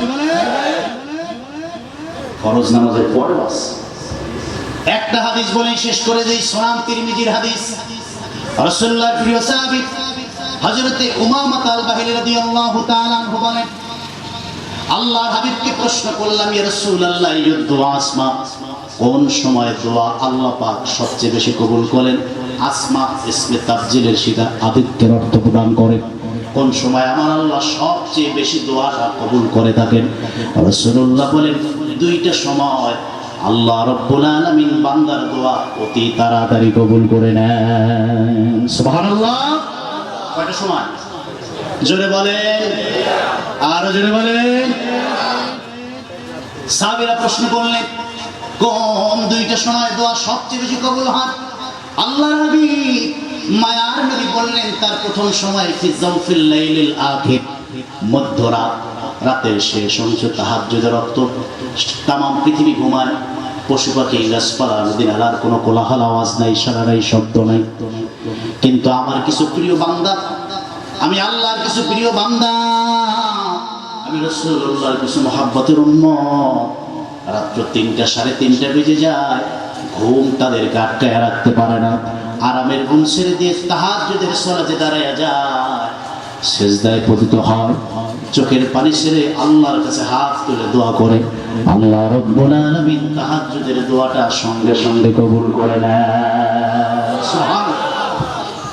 একটি কথাও নিজের থেকে বলছি না, হাদিস থেকে কোট করছি। তাহাজ্জুদের রক্তের দোয়া সঙ্গে সঙ্গে কবুল করেন কে? জোরে বলে। এজন্য যারাই আল্লাহর ওলি হয়েছেন তাদের আমলের দিকে তাকালে আমরা তাদের জীবনী পড়লে দেখতে পাই তারা তাহাজ্জুদকে ফরজের মতো মনে করে কন্টিনিউ আমল করতেন, ঠিক কিনা বলেন? আবার এই সমস্ত হক্কানি আল্লাহর ওলিদের বিপরীতে ভণ্ড আছে না নাই? কথা বলে না, আছে না নাই? পীর পূজা, মাজার পূজা, এটা ভণ্ড পীরের আলামত, ঠিক কিনা বলে? মহিলা পুরুষের নাচানাচি, ফালাফালি, এগুলা ভণ্ড। আমরা ভণ্ডদেরকে সাপোর্ট করি না। যারা হক্কানি আল্লাহর ওলি, যেখানে শরীয়ত আছে, তরিকত আছে, ফরজ আছে, সুন্নাহ আছে, কোরআনের আমল আছে, তারা হক, তারা আল্লাহর প্রিয় বন্ধু, ঠিক কিনা বলে? বন্ধুরা আমার, যারা হক আল্লাহর ওলি তাদের কাছে যেমন শরীয়ত আছে, অপরদিকে তরিকত আছে, ফরজ আছে, সুন্নাত আছে, ওয়াজিব আছে, নফল আমল আছে, তাহাজ্জুদের আমল আছে। আল্লাহর হাবিব বললেন, তাহাজ্জুদের সময় আল্লাহর যেই গোলাম তাহাজ্জুদের সালাত পড়ে আল্লাহর কাছে ভিক্ষার হাত তুলে দোয়া করে, আল্লাহ রাব্বুল আলামিন তাহাজ্জুদের দোয়া সঙ্গে সঙ্গে কবুল করে নেন। সুবহানাল্লাহ। আর একটা সময় দোয়া তাড়াতাড়ি কবুল হয়, বাদা সালাতিল মাকতুবা আল মাফরুদা, ফরজ নামাজের পরে ইমাম সাহেব ডানে আর বামে সালাম ফিরায়া মুসল্লিদেরকে নিয়ে হাত তুলে যেই দোয়াটা করেন, ইমাম নববী মুসলিম শরীফের ব্যাখ্যাকার তিনি এই হাদিসের ব্যাখ্যায় বলেছেন কেন ফরজ নামাজের পরের দোয়াটা কবুল হয়। এর একটি মাত্র কারণ, 100, 500, 50, 200, 700 মানুষ ওই মজলিসে থাকে, এর ভিতরে কেউ আছে তাহাজ্জুদওয়ালা, কেউ আছে আলেম, কেউ আছে হাফেজ, কেউ আছে দানকারী, কেউ আছে আল্লাহর প্রিয় বান্দা, কেউ আছে প্রিয় ব্যক্তি। আল্লাহ গোটা মজলিসের মধ্য থেকে একজন মানুষকে ওসিলা করে, ভালো মানুষকে ওসিলা করে, আমার আল্লাহ গোটা মজলিসের দোয়াটাকে কবুল করে নেন। সুবহানাল্লাহ। কিন্তু ফরজ নামাজের পরের দোয়াটা এটা নামাজের অংশ নয়। কথা বলুন না, এটা কি নামাজের অংশ? সালাম ফিরানো শেষ, নামাজ শেষ। কেউ যদি দোয়ায় হাত না তুলে বাধ্য করা যাবে না, কিন্তু কেউ যদি দোয়া করতে চায় তাকে নিষেধ করা যাবে, বেদাত বলা যাবে, কোনো সুযোগ নাই। কারণ দোয়া এমন একটি ইবাদত, সকাল, দুপুর, রাত, সন্ধ্যা, ফরজের পরে, নফলের পরে যখন ইচ্ছে তখন করা যায়। আর দোয়ার আদব হলো হাত তোলা। কথা বল না, দোয়ার আদব কি? হাত তোলা। সব জিনিসের একটা কেবলা আছে, নামাজের কেবলা হলো কাবা, দোয়ার কেবলা হলো আল্লাহর আরশ। এজন্য আল্লাহর দিকে হাত তুলি, ঠিক কিনা বলেন? আরে বাবা, আপনি হাত তোলার এত বিরোধী কেন? একজন ভিক্ষুক তো হাত তুলে না চাইলে আপনি দেন না। কথা বল না, একজন ভিক্ষুক হাত তুলে সার বলে, কত কিছু বলে, হাতে ধরে, পায়ে ধরে, এরপরে দেয় 2 টাকা। কথা বল না। আর একবার চাইলে দেয় ধমকা, এই বটে একটু না 2 টাকা দিই, মানে হ্যাঁ কি দিছে একটা। দুনিয়াতে আসছে খালি হাতে, 2 টাকা দিয়ে হ্যাঁ বাহাদুরি দেয়, অথচ 10 টাকার মালিক আছে না নাই? দুনিয়ার একজন ভিক্ষুক যদি 2 টাকা নেওয়ার জন্য হাত তুলতে হয়, সার বলতে হয়, কত কিছু করতে হয়, এরপরে 2 টাকা। অথচ মহান মনিবের কাছ থেকে আপনি গুনাহ মাফ চাইবেন, জান্নাত চাইবেন, রহমত চাইবেন, হাত তোলা ছাড়া পাবেন কেমনে? বুঝলেন এটা আপনি? কথা বললেন না। দুনিয়ার মালিককে কনভিন্স করার জন্য কত অনুনয় বিনয়, আমার রবকে অনুনয় বিনয় করার জন্য, পাওয়ার জন্য, তাকে কনভিন্স করার জন্য আরো বেশি বিনয়ী হওয়ার দরকার আছে না নাই? এজন্য আল্লাহ বলছেন ইবাদত হলো বিনয়ের সঙ্গে। কদ আফলাহাল মুমিনুনা আল্লাযীনা হুম ফি সালাতিহিম খাশিউন। নামাজ পড়লেই হবে না, নামাজটা হবে বিনয়। ইবাদত মানে বিনয় থাকতে হবে। কথা বল না। ইবাদত, দোয়া ইবাদত, নামাজ ইবাদত, তেলাওয়াত ইবাদত। অহংকার করে তেলাওয়াত করলে তাতে সওয়াব নাই, অহংকার করে নামাজ পড়লে তাতে সওয়াব নাই, অহংকার করে ইবাদত করলে তাতে সওয়াব নাই। যে ইবাদতের ভিতরে বিনয় নাই, ইখলাস নাই, নম্রতা নাই, সে ইবাদত আল্লাহ পর্যন্ত পৌঁছে না। ঠিক কিনা বলে? আল্লাহ বলছেন ওয়ামা উমিরু ইল্লা লিয়াবুদুল্লাহ মুখলিসিনা লাহুদ্দিন। ইবাদত করবা আমার শর্ত হলো ইখলাসের সাথে। এজন্য ইখলাসের অনন্য উদাহরণ হাত তুলে যতটা নিজেকে ছোট করা যায়। কথা বলুন না বাবা, আল্লাহর কাছে চাইতে আমরা ফতোয়া খুঁজবো না। হাত তুলে যদি কেউ মোনাজাত করে ওয়েল, কেউ যদি না করে তার ব্যাপারে বাড়াবাড়ি করা যাবে। কিন্তু কেউ যদি বলে নাই বিদআত, তাকে আমরা ছাড় দেব। ঠিক কিনা বলে? বলুন তো আছে না নাই? কষ্ট হচ্ছে? অধৈর্য হচ্ছে? বন্ধুরা আমার, যেখান থেকে আসলাম আব্দুল্লাহ ইবনে আব্বাস বলেন স্কুল কলেজ ইউনিভার্সিটিতে পড়ি নাই, অথচ 8 বছর বয়সে 30 পারা কোরআনের মুফাসসির। কেমনে হলাম? একটি মাত্র কারণ, আমার নবী আমার জন্য হাত তুলে আল্লাহর কাছে দোয়া করেছেন। আল্লাহ রাব্বুল আলামিন দোয়ার বদৌলতে আমাকে 30 পারা কোরআন কারীমের মুফাসসির বানিয়ে দিয়েছেন। সুবহানাল্লাহ। আল্লাহর নবীর সাহাবীরা বললেন কেমন করে সেটা? সহিহ বুখারীর এই হাদিস তার সাক্ষী। আব্দুল্লাহ ইবনে আব্বাস বলেন আমার খালা হযরতে মাইমুনা রাসূলুল্লাহর প্রিয় স্ত্রী, যার কারণে আমার খালা নবীজির ঘরে থাকার কারণে প্রায় রাতে আমি রাসূলুল্লাহর ঘরে ঘুমাতে যেতাম। একটি মাত্র উদ্দেশ্য, আল্লাহর হাবিব তাহাজ্জুদের নামাজের সময় ঘুম থেকে জাগবেন, আমিও তার সঙ্গে সঙ্গে ঘুম থেকে জাগবো। প্রতি রাতে রাসূল ঘুম থেকে জেগে যখন ওযু করতে যেতেন, আমি নিজ হাতে রাসূলুল্লাহ নূরের কদমটাকে পানি দিয়ে ধৌত করে ওযু করায়া দিতাম। সুবহানাল্লাহ। বয়স 8 বছর, তিনি বলতেছেন প্রতি রাতে আমি চান্স নিতাম, নবীজি ঘুম থেকে জাগে ওযু করবেন, ওযুটা আমি করায়া দিব। সুবহানাল্লাহ। বয়স কত? 8 বছর। আমাদের ছেলেরা 8 বছর হইলে কোরআন পড়তে না পারলেও গানটা ভালো করে যাবে।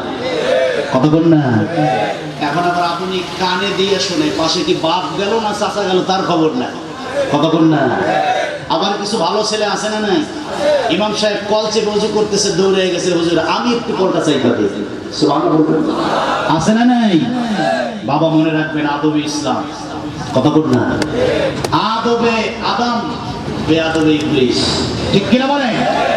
ইবলিস আর আদম দুইজনের ভিতরে পার্থক্য ছিল শুধু আদবে। আদবের মধ্যে ছিল আদব, ইবলিসের ভিতরে ছিল বেয়াদব। এইজন্য বলা হয় আদবের নাম হলো ইসলাম, বেয়াদবের নাম হলো ইবলিস। ঠিক কিনা বলে?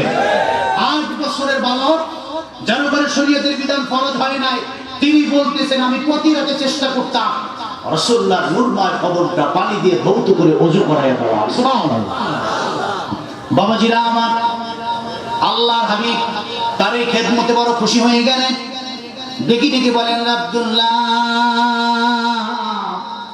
এই বয়সে তোমার উপরে শরীয়তের বিধান ফরজ হয় নাই, অথচ তুমি তাহাজ্জুদের রাতে ঘুম থেকে জেগে আমি রাসূলুল্লাহর পাটা ওযু করে ধোয়া দাও। আমি নবীর কলিজা সন্তুষ্ট হয়ে গেল, বড় গেল। বলো বলো, এর বিনিময়ে তুমি আমার কাছে কি চাও? চোখের পানি ছেড়ে আব্দুল্লাহ বলে নবীজি, এর বিনিময় টাকা চাই না, পয়সা চাই না, বাড়ি আর গাড়ি চাই না, বিনিময় আপনার কাছে একটা জিনিস চাই। আল্লাহর কাছে হাত তুলে দোয়া করুন, আমার আল্লাহ যেন এই সিনারের ভিতরে 30 পারা কোরআন কারীমটাকে ঢুকাইয়া দেন। মায়ার নবী আমার সঙ্গে সঙ্গে 2 হাত তুলে দোয়া করতে শুরু করলেন। চমৎকার 2টি দোয়া করেছেন, যে দোয়াটি সহিহ বুখারীর মধ্যে এসেছে। আল্লাহর হাবিব সেদিন দোয়ায় বলেছিলেন আল্লাহুম্মা আল্লিমহুল হিকমা ওয়া তা'ওয়িলিল কিতাব। আওয়াজ করে বলেন আল্লাহু আকবার। সহিহ বুখারীতে দোয়াটা এসেছে, আয় আল্লাহ, আল্লাহুম্মা আল্লিমহুল হিকমা, আমার এই ছোট্ট গোলামের সিনায় হিকমত ঢুকাইয়া দেন। সুবহানাল্লাহ। 2 নম্বর তা'ওয়িলিল কিতাব, আল্লাহ কোরআন ব্যাখ্যা তাফসীর করার যত ইলম সব আপনি তার সিনায় ঢুকাইয়া দেন। আওয়াজ করে বলেন সুবহানাল্লাহ। নবীর দোয়া কবুল হয় কি হয় না? কতক্ষণ না? আব্দুল্লাহ ইবনে আব্বাস বলেন কাদ আরাফতু, আমি অনুভব করছি। রাসূলুল্লাহর দোয়া আমার কলিজায় ঢুকতেছে, সুবহানাল্লাহ, আমি টের পাচ্ছি ঢুকতেছে। আল্লাহু আকবার। সেদিকে আমি আর যাব না। দুইটা দোয়া করেছিলেন আল্লাহ রাব্বুল আলামিন, রাসূলুল্লাহর দোয়া কত বিদ্যুৎ বেগে কবুল করেছিলেন। আব্দুল্লাহ বলেন, আমার জন্য নবীজি দোয়া করেছেন, আমি শ্রেষ্ঠ মুফাসসিরের গুণ অর্জন করলাম, রাসূলুল্লাহর সঙ্গে চলে গেলাম বিদায় হজের ভাষণ শোনার জন্য আরাফাতের ময়দানে। রাসূলুল্লাহর দোয়ায় কেমন করে কোরআনটা সিনায় ঢুকলো, কত বড় মুফাসসির হলেন তার একটা প্রমাণ দিচ্ছি। চলে গেলেন আরাফাতের ময়দানে, মায়ার নবীর সামনে আমার লক্ষাধিক সাহাবী বসা। আল্লাহর হাবিব ভাষণ দিচ্ছেন, আমার সাহাবীরা, সুদীর্ঘ 23 বছর কোরআন কারীম দিয়ে তোমাদেরকে দাওয়াত দিলাম, ঘর ছেড়ে বাড়ি ছেড়ে সংসার ছেড়ে নির্যাতন সহ্য করে জীবনের মায়া ত্যাগ করে আমার ডাকে সাড়া দিয়ে দ্বীন ঈমান ইসলাম আর কোরআনের নূর তোমরা হৃদয়ে ধারণ করেছ। আজকে আমি তোমাদের কাছে জানতে চাই, আমার দাওয়াতে তোমরা কতটুকু খুশি? সমস্ত সাহাবী চোখের পানি ছেড়ে দিয়ে বলি, ইয়া রাসূলুল্লাহ, ইয়া হাবিবাল্লাহ, শুধু খুশি না, আপনার দাওয়াতের উপরে আমরা পরিপূর্ণভাবে খুশি হয়ে গেলাম। হুজুর খুশি? যদি খুশি না হতাম তাহলে আপনার সঙ্গে সময় দিতাম না, জীবন, অর্থ, বাড়ি গাড়ি, এমনকি দেশ পর্যন্ত ছেড়েছি, কিন্তু আপনাকে ছাড়ি নাই। আমরা তো অর্থের পিছনে পইরা অনেক কিছু ভুলে যাই, কথা বল না, আছে না? নাই? কুলাঙ্গার সন্তান, কোটি টাকার মালিক, বাবার মাকে রাখছে বৃদ্ধাশ্রমে, কথা বল না, 1000 কোটি টাকার মালিক, কিন্তু বাপ মা কোথায়?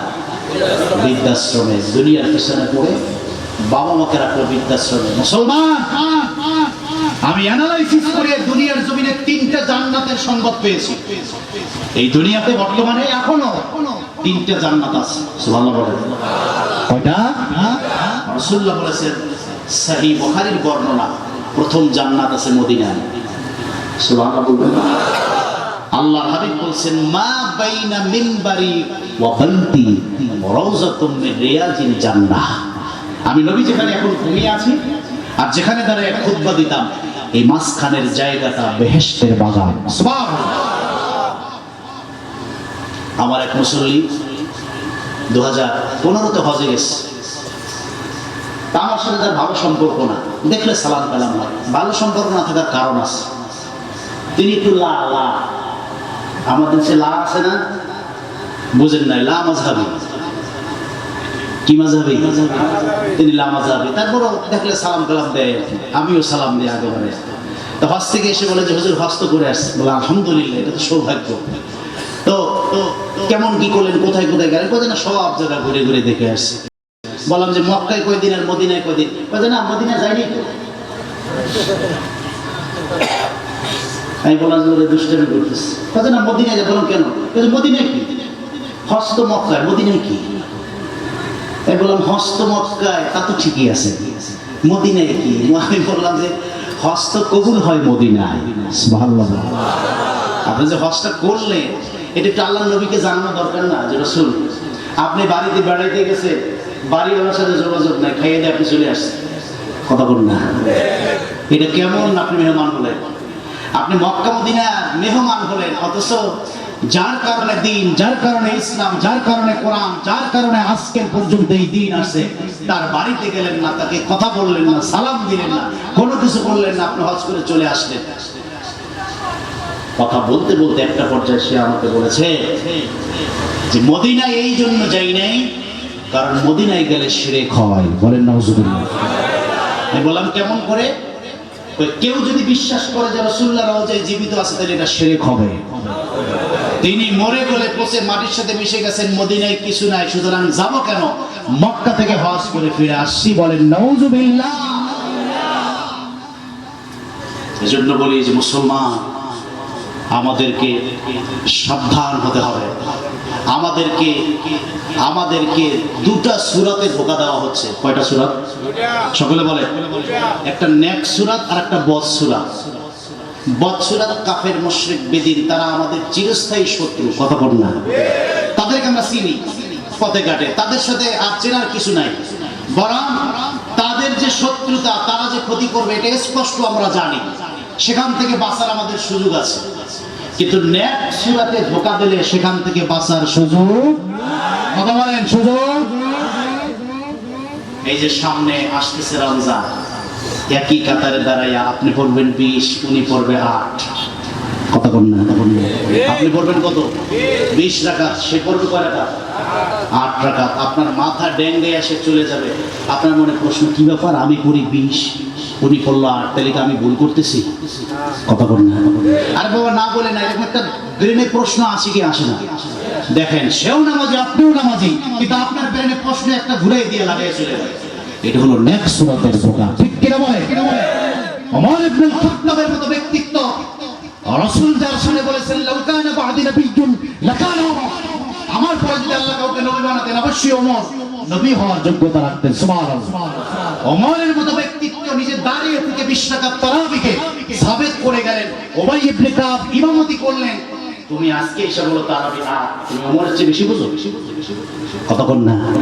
তাহলে বুঝে গেল এরা নেক সুরাতের ধোঁকা। মুসলমান হিসাবে তারা আপনার আমার পাশে দাঁড়িয়ে ধোঁকাগুলো দিচ্ছে। আসতেছে পবিত্র লাইলাতুল বারাত, অনেক মসজিদ তালা মারা থাকবে, কথা বল না।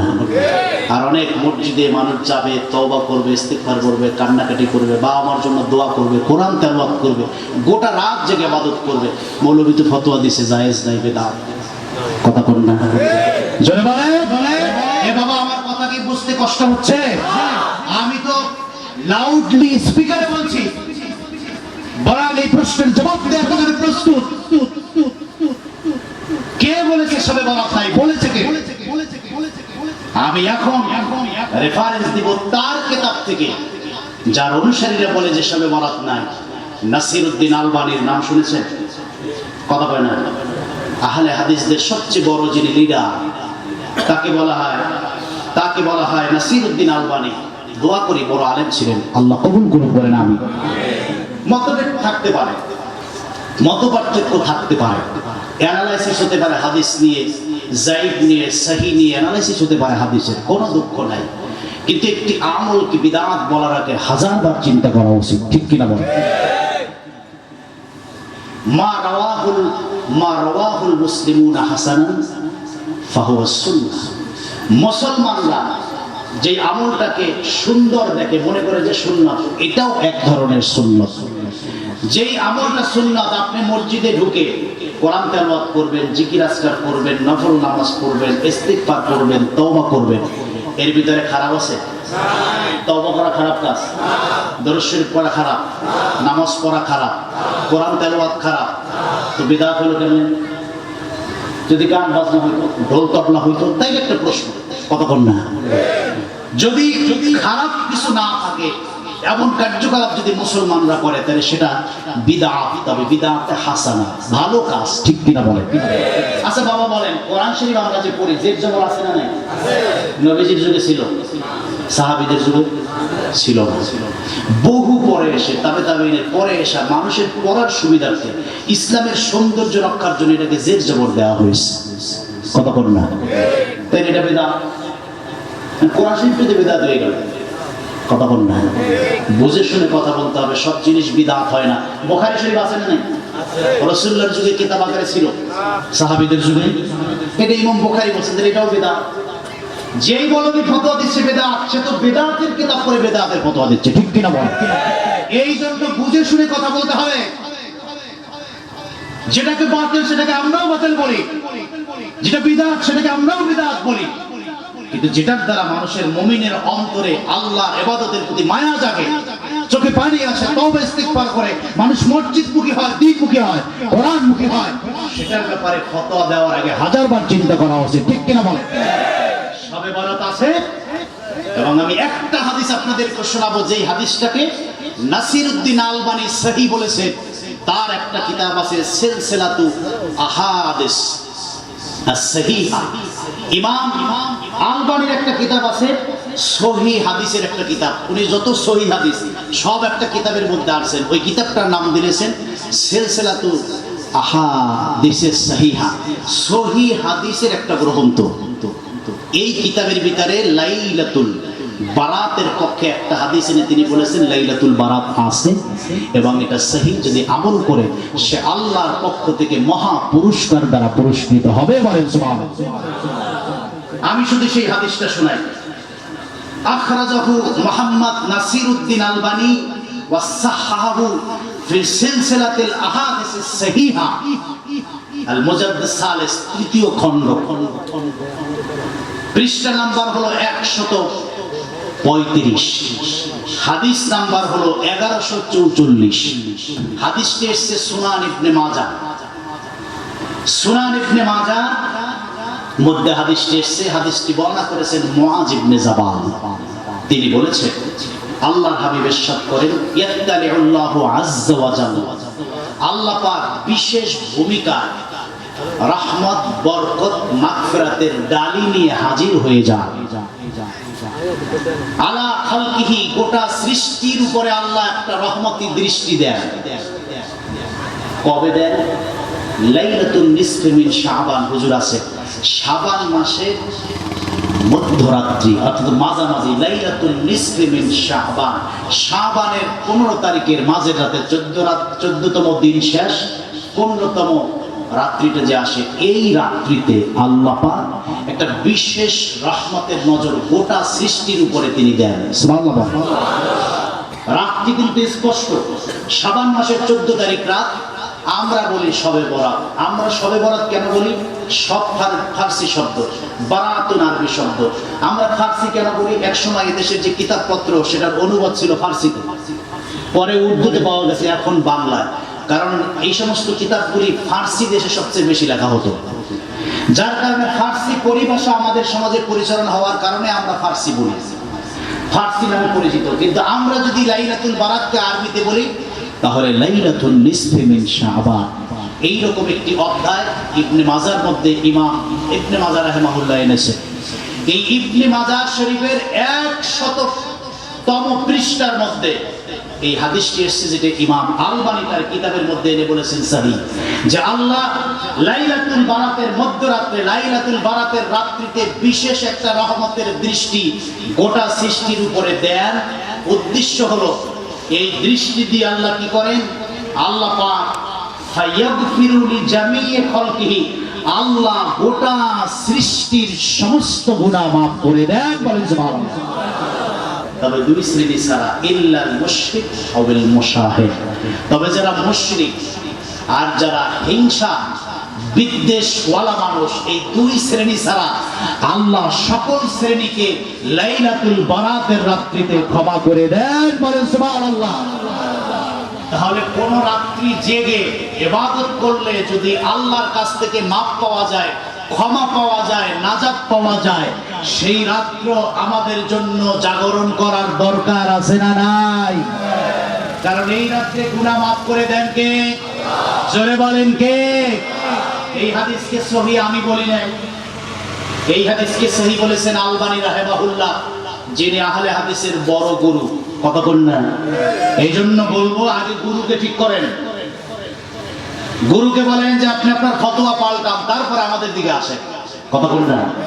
বাবা, নফল ইবাদত আপনার যদি মন চায় যে করবেন না, করেন না। কথা বলেন না? কিন্তু আমি যে করতে চাই, আমি যে তওবা করতে চাই, আমি যে কাঁদতে চাই, আল্লাহর ঘর বেহেশতের বাগানে সারা রাত থাকতে চাই, আপনি ফতোয়া মারেন কেন? কথা বলেন না? আমার তো মন চায় আমি মসজিদে সারা রাত থাকি। কথা বলেন না?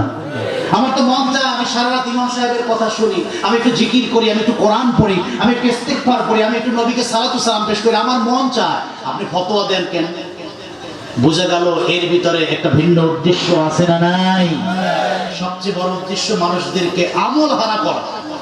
মানুষ যেন আমল করতে না পারে, মসজিদে আসতে না পারে, জিকির করতে না পারে, কোরআন পড়তে না পারে, এই জন্যই ফতোয়া দেয়। ঠিক কিনা বলে?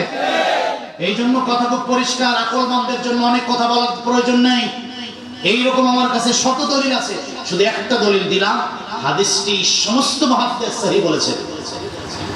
আমি শুধু ইমাম আলবানী রাহিমাহুল্লাহর কথা বললাম। তাহলে লাইলাতুল বারাত, শবে বারাত আছে না নাই? জোরে বলেন, আছে না নাই? আমাদের মানতে আর কোনো সমস্যা আছে?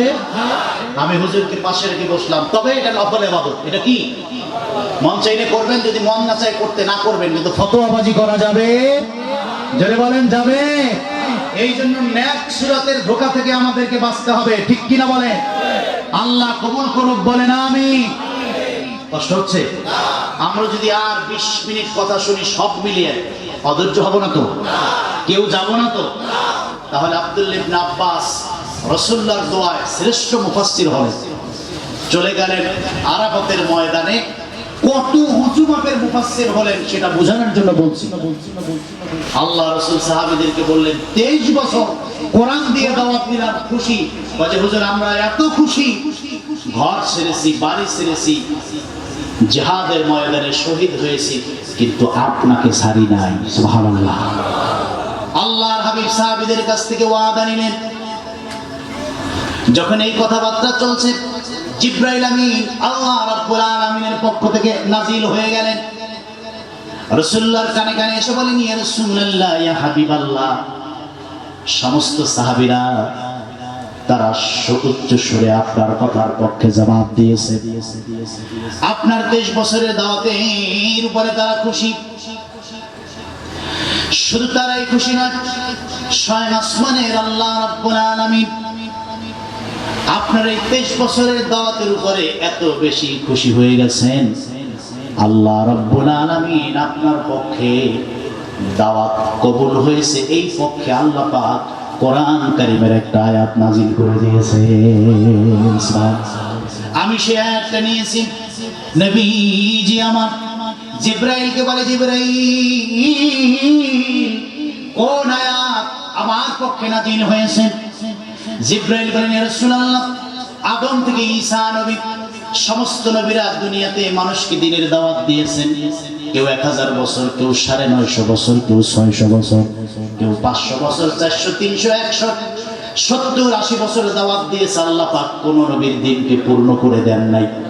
ওই সমস্ত নবীদের দাওয়াতের বিপরীতে আপনি মাত্র দাওয়াত দিয়েছেন 23 বছর। আল্লাহ রাব্বুল আলামিন আপনার দাওয়াতের উপরে এত বেশি খুশি হয়েছেন, 23 বছরের দাওয়াতকে আল্লাহ পাক পূর্ণতা দান করেছেন। জিবরাইল আমিন আয়াত পড়তে শুরু করলেন, ইয়াউমা আকমালতু লাকুম দীনাকুম ওয়া আতমামতু আলাইকুম নি'মাতি ওয়া রাদিতু লাকুমুল ইসলাম দীনা। হাবিব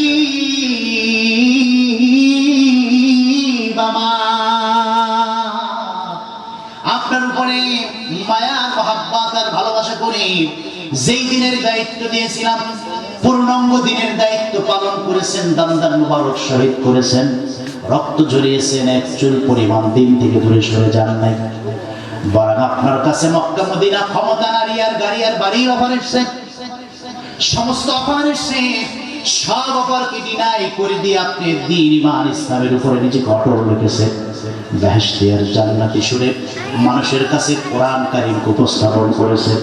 আমি আল্লাহ রাব্বুল আলামিন লক্ষ সাহাবীর সামনে আপনার ব্যাপারে কমেন্টস করতেছি, আল-ইয়াউমা আকমালতু লাকুম দীনাকুম।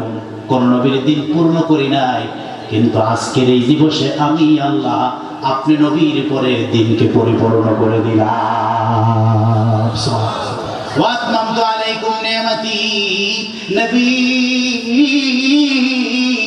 নিয়ামতের সব দরজাকে আমি আল্লাহ পূর্ণ করে দিলাম।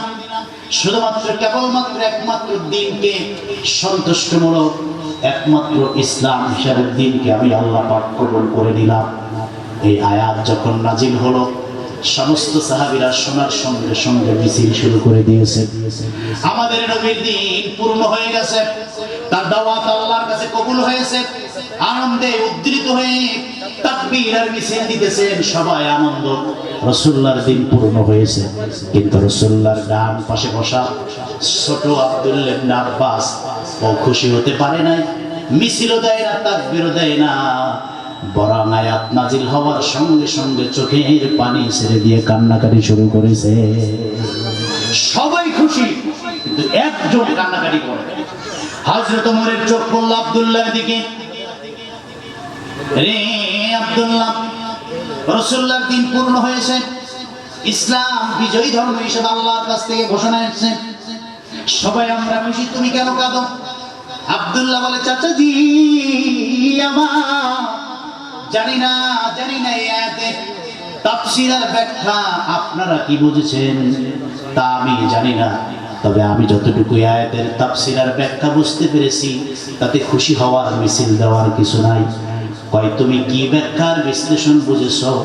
আব্দুল্লাহ বলতেছে, রাসূলুল্লাহর দোয়া এই সিনার ভিতরে 30 পারা কোরআনের ইলম আল্লাহ পাক যেমনি ভাবে ঢুকিয়ে দিয়েছেন, সেই ইলমের তাফসীর দিয়ে আমি যতটুকু বুঝলাম, আল্লাহ রাব্বুল আলামিন অতি অল্প সময় তার হাবিবকে আমাদের মাঝখান থেকে তুলে নিয়ে আমাদেরকে নবী শূন্য করে দিবেন আল্লাহ।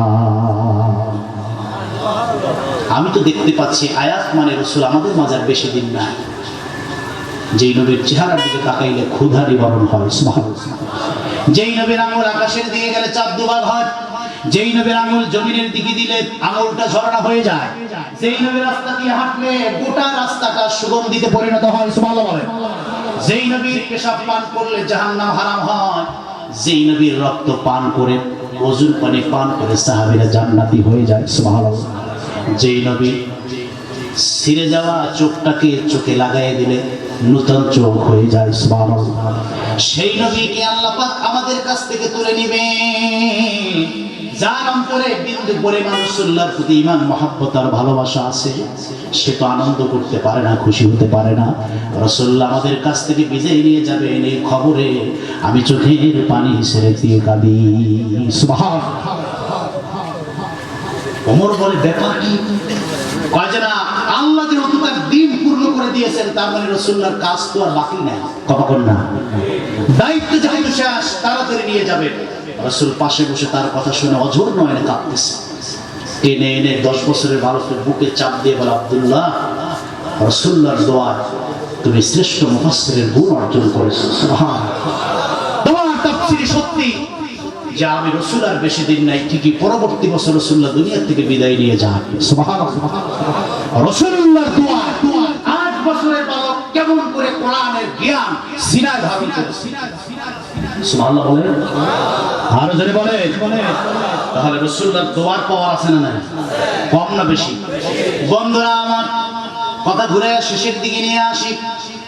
আব্দুল্লাহ ইবনে আব্বাস হাদিস বর্ণনা করেছেন, আমার রাসূলের মর্যাদা আমার আল্লাহ এত বেশি বাড়িয়ে দিয়েছেন, তিনি যদি ঘুম থেকে জেগে ওযু ছাড়া নামাজ পড়তেন, আল্লাহ নামাজ কবুল করে নিতেন, সুবহানাল্লাহ।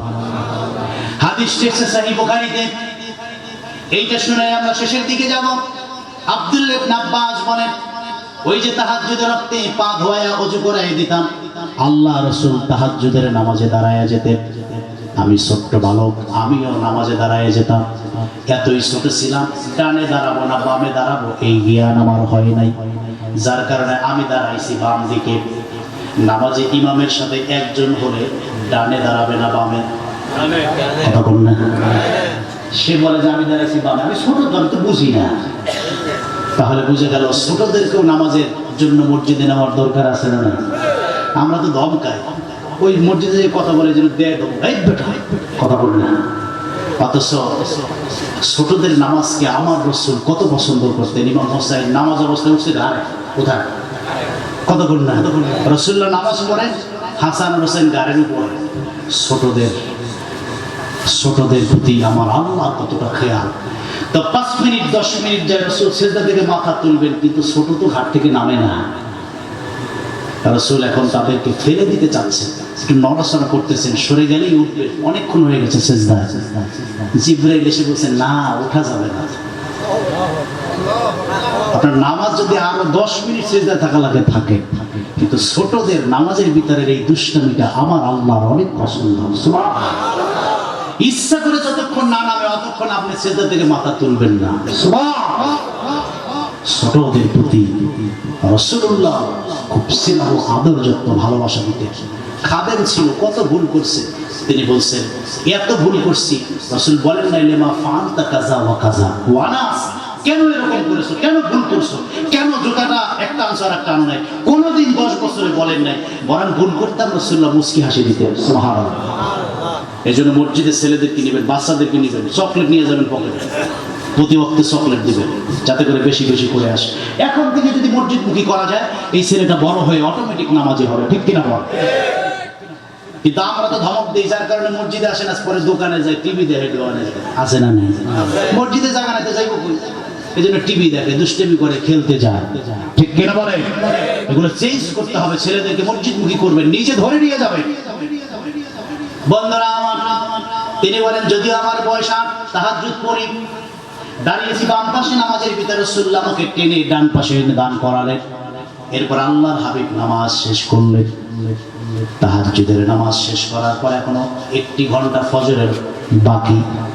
সুম্মা নামা, এরপর আল্লাহ রাসূল ঘুমালেন, হাত্তা নাফাকা, সহিহ বুখারীর বর্ণনা। ঘুমালেন তো ঘুমালেন, এমন ঘুম, নাক টানাটানি শুরু হয়েছে। বুঝা গেল ঘুমটা খুব কঠিন, কথা বল না এ বাবা, কথা বলেন। নাক টানলে বোঝা যায় ঘুমটা সহজ ঘুম না কঠিন ঘুম। ঘুম আবার 3 প্রকার। ইবনু কাসির রাহিমাহুল্লাহ ব্যাখ্যা করেছেন ঘুম কয় প্রকার। প্রথম ঘুম আসে মানুষের মাথায়, দেখবেন যে মাথা ভন ভন করে, 1 দিন 2 দিন সফর করেছে, ব্যবসায়িক কাজে ব্যস্ত, ঘুমাতে পারে নাই, এখন এমন অবস্থা এখন আর না শুইলে হয় না, আছে না নাই? এটাকে নোয়াজ বলে। কি বলে? নোয়াজ। অজু অবস্থায় যদি এরকম ঘুম আসে তাহলে তার অজু ভাঙবে, কথা বলে না, ভাঙবে। 2 নাম্বার ঘুম মাথার থেকে এবার পুরো দেহে, দেখবেন বাসে বসলে খালি সামনের সিরিজে বাড়ি খায়, আছে না নাই? ওয়াজের মাঠে বসে যদি ওয়াজ ভালো না হয় তাহলে দেখবেন খালি ঘুমে ধরে, আরেকজনের ফিরে যায় বাড়ি। এরকম আছে 2-1 আজকে আজকে আছে কই? ও, তাহলে তো বুঝে যায় আপনারা সজাগ আছেন। এরপরে দেখবেন জুমার দিন ইমাম সাহেব ওয়াজ করে, হ্যাঁ খালি ঘুমা, আছে না নাই? তারপরে স্কুলে গেলে লেখাপড়া না বুঝতে দেখবেন যে টেবিলে খালি ঘুমা, অর্থাৎ জোরাজুরির ঘুম, আছে না নাই? অজু অবস্থায় যদি এরকম কেউ ঘুমায় জোরাজুরি, তাহলে তার অজু ভাঙবে। এটাকে বলে সেনা, কি বলে? তন্দ্রা। তন্দ্রা কি বলে? জোরাজুরির ঘুম। দেখেন না জুমার ইমাম সাহেব খুতবা দেখালে ঘুমায়, এদিকে পরে একবার সেদিকে একবার, যখন একামত চট করে দাঁড়াই উঠে আল্লাহু আকবার, বুঝা গেল এই লোকের কি যায় নাই, অজু যায় না আছে। এবার 3 নাম্বার ঘুম, এটাকে নাউম বলে। কি বলে? লা তাখুযুহু সিনাতুন ওয়ালা নাউম। এটা হলো নাক টানাটানির ঘুম, কথা বল না। সকালবেলা উঠে দেখবে পুরো শরীরের ভিতরে রক্ত, কি ব্যাপার? ওই যে মশায় কামড়েছে, বুঝা গেল হ্যাঁ টের পায় নাই, কথা বল না। পাইব কেমন? তো ঘুমাইছিল, ঘুমাইলে কি টের পাওয়া যায়? মশায় খায় না কি খায়? এইরকম ঘুমকে মৃত্যুর অর্ধেক বলা হয়েছে, আন-নাওমু নিসফুল মাউত। এই ঘুমটা মৃত্যুর অর্ধেক। এরকম যখন মানুষ ঘুমায় তখন তার দেহ থেকে রুহুটা বেরিয়ে যায়, রুহুটা ঘুরতে থাকে। আপনাকে সারাদিন সার্ভিস দিয়েছে, ওরও তো একটু বিশ্রাম দরকার, আছে না নাই?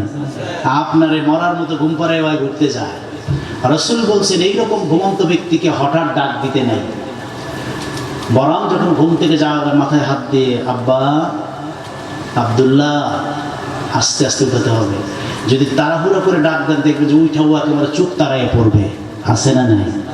মানে ওই যে রুহুটা ঘুরতে গেছে, আপনি যে তাড়াতাড়ি ডাক দিয়েছেন এখনো ভালো করে এসে ফিট হতে পারে নাই, যার কারণে সে চোখ তাড়াইয়ে পড়ছে, অনেকে হার্ট ফেলও করে, কথা বল না। এই যে ঘুম, এইরকম ঘুমন্ত ব্যক্তির উপরে যদি ছাদও ভেঙে পড়ে, বলতে পারবে? সাপে কামড় দিলে বলতে পারবে? কোথাও ঘুমাইছে? তো ছাত্র জীবনে আমি এরকম, আমার এক বন্ধু চরম ঘুমাইলে নাক টানার জ্বালায় ঘুমানো যায় না। তা আমি তো ঘুমাতে পারি না, সারা সকালবেলা ওইটা ধরছি, বেটা এরকম ঘুমায় নাক টানা, অসম্ভব, আমি জীবনেও নাক টানি না। আচ্ছা বলেন, ও যে নাক টানে এটা ঘুমাইলে কেউ বলতে পারে? এখন প্রমাণ কেমনে দিয়ে চিন্তা করছি, যাক প্রমাণ তো দিতে হবে। পরের রাত্রে মোবাইল কানের দ্বারে, নাকের দ্বারে রাইখাই পর রেকর্ড করছি। কি সুন্দর এই যে বুম বুম আওয়াজ হইতেছে। সকালবেলা কানের কাছে রেকর্ড ছেড়ে দিয়েছি, বললাম যে এই যে দেখো তুমি ঘুমাইছো, কালকে রাত্রে এতটা রেকর্ড করছি। তখন সে বলছে যে আসলে আমি তো বলতে পারি না, কারণ আমি তো ঘুমাইছি। মূলত ঘুমাইলে মানুষ কিছু বলতে পারে। বলেন তো অজু অবস্থায় যদি এইরকম কেউ নাক টেনে ঘুমায়, তার অজু থাকে? কথা বলে না। এটাই তো শেষ কথা, আমার অজু থাকে না। কিন্তু আমার রাসূল যদি এইরকম নাক টেনেও ঘুমাতেন, এরপর রাসূলুল্লাহর অজু ভাঙতো না। সুবহানাল্লাহ বলবেন। আমি বুঝাতে চাই রাসূল আমাদের মতো সাধারণ মানুষ নন, ঠিক কিনা বলেন? আব্দুল্লাহ ইবনে আব্বাস বলেন, সুম্মা নামা হাত্তা নাফাকা, ঘুমায়া পড়লেন, নাক টানতে শুরু করলেন। আমি আর ঘুমাতে পারলাম না, গভীর ঘুমে চলে গেলেন আল্লাহর হাবিব। ফাতাবুল মুআজ্জিন, নির্দিষ্ট সময় হযরতে বেলাল আজান দেওয়ার জন্য এসে তিনি মসজিদে নববীতে আজান দিয়ে দিলেন। বেলালের নিয়ম ছিল আজান দেওয়ার পর দরজায় গিয়ে গিয়ে মানুষদেরকে ঘুম থেকে জাগাতে। রাসূলুল্লাহ ঘুম থেকে যখন জাগেন না, তখন দরজায় গিয়ে হযরতে বেলাল ডাক দিয়েছেন, আসসালাত আসসালাত ইয়া রাসূলুল্লাহ, নবীজি নামাজ নামাজ।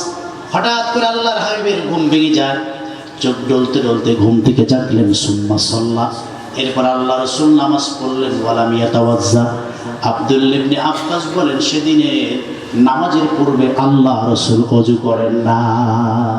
সুবহানাল্লাহ। আমি তো অবাক, আব্দুল্লাহ বলে কি ব্যাপার, ঘুমাইলো নাকটাই না, আমি পাশে বসা, অথচ ওযু ছাড়া নামাজ ব্রেনের ভিতরে রাখছে। নামাজ শেষ তো দাঁড়ায় গেছে। হুজুর আপনি তো নামাজ ওযু করেন নাই, কি নামাজ আপনি পড়ালেন? রাসূল একটা মুস্কি হাসি দিয়ে বলে, আমি তো তোমাদের মতো সাধারণ মানুষ না। সুবহানাল্লাহ।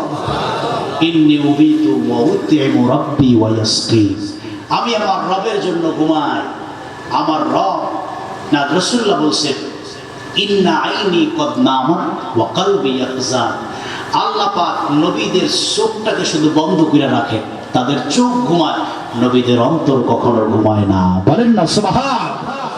সুতরাং আমি চোখ বন্ধ করে থাকলে, নাক টানলে, ঘুমালে আমার ওযু ভাঙে না, কারণ নবীদের কলব সব সময় জেগে থাকে। নবীরা সাধারণ মানুষের মতো না। বলেন না সুবহানাল্লাহ। তাহলে নবীদের মর্যাদা বাড়িয়ে দিয়েছেন কে? আল্লাহ।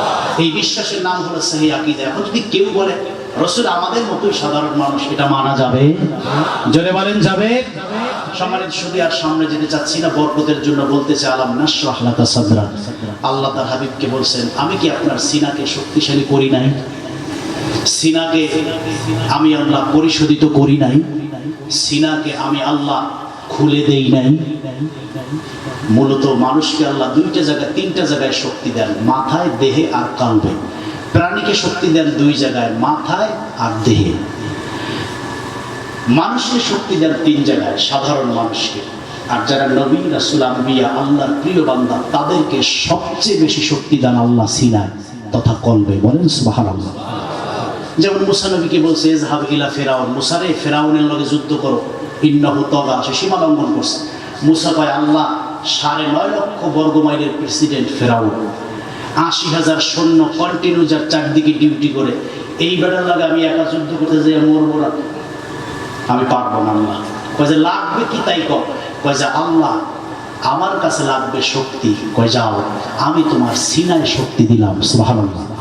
কোরআনে আল্লাহ বলছে, ক্বালা রাব্বি ইশরাহ লি সাদরি, আয় আল্লাহ আমার সাদর, আমার বুকে, আমার সিনা আপনি শক্তিশালী করুন, খুলে দেন। ওয়াইয়াসসির লি আমরি, আমার কাজ সহজ করে দেন। ওয়াহলুল উকদাতাম মিন লিসানি, যাতে করে আমার দ্বীনি দাওয়াত সাবলীল ভাষায়, প্রাঞ্জল ভাষায় মানুষের কাছে উপস্থাপন করতে পারি। ইয়াফকাহু কওলি, মানুষ যেন বুঝে। আল্লাহ কয়, যা তোর সিনায় শক্তি দিলাম। সুবহানাল্লাহ বলেন। আল্লাহ এখন কয় ফেরাউনের কাছে যাও, কয় যে একা ভয় লাগে, কয় হারুন রে নাও। হারুন আর মুসা মিলে ফেরাউনের সামনে গেছে। ফেরাউন কয়, তুমি কেডা? কয় আনা মুসা। কোন মুসা? কয় যেই মুসা ছোটবেলায় তোমার গালে থাবড়াইছিলাম, সর মারছিলাম। কয় যে এখন আসছো কা? কয় যে আল্লাহ বলছে তোমার মোকাবেলা করতে। কয় যে কি শক্তি আছে মোকাবেলা করবা? আমার তো 80,000 সৈন্য আছে, জাদুবিদ্যা আছে, কি নিয়ে আসছো? কয় যে সিনার শক্তি নিয়ে আসছি। সুবহানাল্লাহ। কি সিনার শক্তি নিছো? আল্লাহ কয় ওয়াকমুম ইয়াদাকা ফি জানাহিকা তাখরুদু বাইদা, মুসা তোমার হাতটাকে সিনায় নাও। আমি আল্লাহ সিনায় শক্তি দিয়ে রাখছি। হাত যখন সিনায় নিলেন, বের করার সঙ্গে সঙ্গে তাখরুদ বাইদা, এমন একটা আলো বের হয়েছে, 80,000 সৈন্য সহ ফেরাউন জায়গার ভিতরে বেহুশ হয়ে পড়ে যায়। সুবহানাল্লাহ। 6 ঘন্টা বেহুশ। এরপর আল্লাহ জাগাইছে। ফেরাউন কয় না বুঝছি শক্তি আছে, আর কি আছে? কয় যে আরো আছে। আল্লাহ কয় মুসা হাত আবার বগলে নাও। আবার কলবের কাছে হাত নিয়ে বলছে, এবার শ্বশুরের দেওয়া লাঠি ফাআলকাহা, এটা ছেড়ে দাও। ফাইজা হিয়া হাইয়াতুন তাসা, এমন একটা সাপ হয়েছে, এই সাপটার মুখ এত বড়, 80,000 সৈন্য তো বটেই, সব জাদু তো বটেই, গোটা রাজ্য গিলে খেলতে পারে এই রকম হা করে আস সুবহানাল্লাহ। ফেরাউন দেখা তাসা, আজকের দৌড় আর কালকের দৌড়, খালি দৌড়। কইছে মাপ চায় আল্লাহ পাক কালবের নবীদের এই শক্তি দিয়ে, শারহে সাদর দিয়ে নবী মূসাকে আল্লাহ লক্ষ জনতার সামনে বিজয় দিয়েছেন। বলেন সুবহানাল্লাহ। আল্লাহ বলেন আলাম নাশরাহ লাকা সাদরাক, নবী গো আমি কি আপনার সিনাকে শক্তিশালী করি নাই? সমস্ত মুফাসসির একমত, আদম থেকে ঈসা সব নবীর সিনায় আল্লাহ যেই শক্তি দিয়েছে, এই শক্তি যদি এক পাল্লায় দেওয়া হয়, আমার নূর নবীর সিনায় আল্লাহ যে শক্তি দিয়েছেন, রাসূলুল্লাহর একার সিনার শক্তি 1000 গুণ বেশি ভারী হবে। বলেন সুবহানাল্লাহ। আর একটা প্রমাণ, রাসূলুল্লাহর সিনাকে আল্লাহ 4 বার সাফ করেছেন, অপারেশন করেছেন। যেহেতু এটা মেরাজের রাত, মাস, এই জন্য আয়াত নিয়ে বলেছি সর্বশেষ সিনা সাফ হয় মেরাজে যাওয়ার আগে। আল্লাহ রাসূলুল্লাহর সিনাটাকে ফাললেন, কই যে আমি চাইয়ে রয়েছি এই যে সিনাটা বাইরে লাইছি, একটু ব্যথাও পাই নাই, কষ্টও পাই নাই। সুবহানাল্লাহ।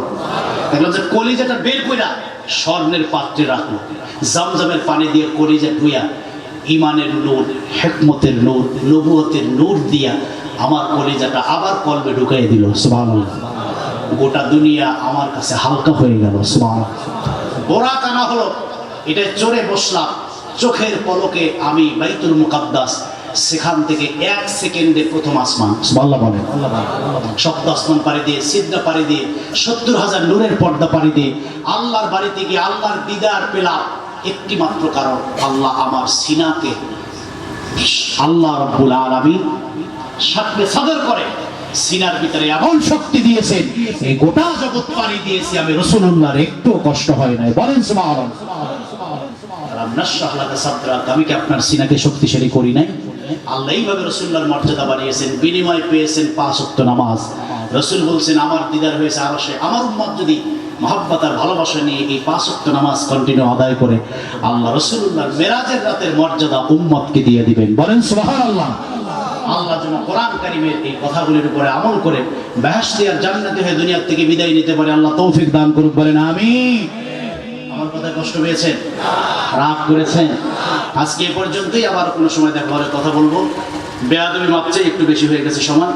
এখন সভাপতি মহোদয় আছেন, হুজুর আছেন, কমিটির ডিরেকশন অনুযায়ী এখন কথা বলবো। তা আসুন আমরা আলোচনার আগে একটু দাঁড়াইয়া আমার নূর নবীকে দাঁড়াই একটু মহব্বতে সালাম দিব। ইয়া নবী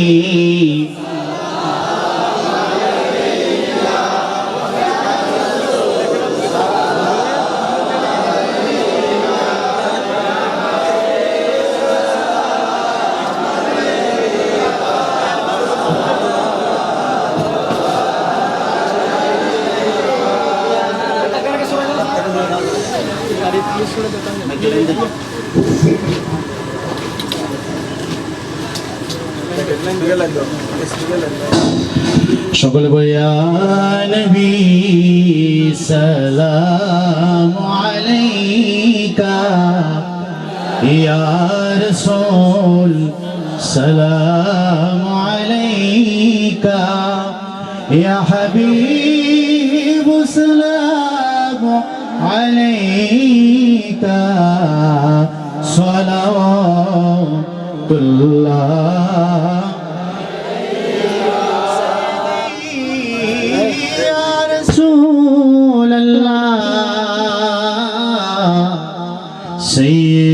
سيدي ويا حبيب الله أمرجي আপনারি দেওয়ানা, যেতে চাই ওই যে সোনার মদিনা, কোন পথে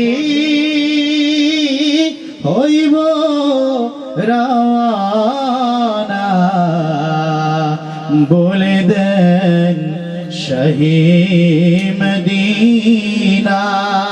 ইয়া নবী সালাম আলাইকা, ইয়া রাসূল সালাম আলাইকা, ইয়া হাবিব সালাম عليك صلوات الله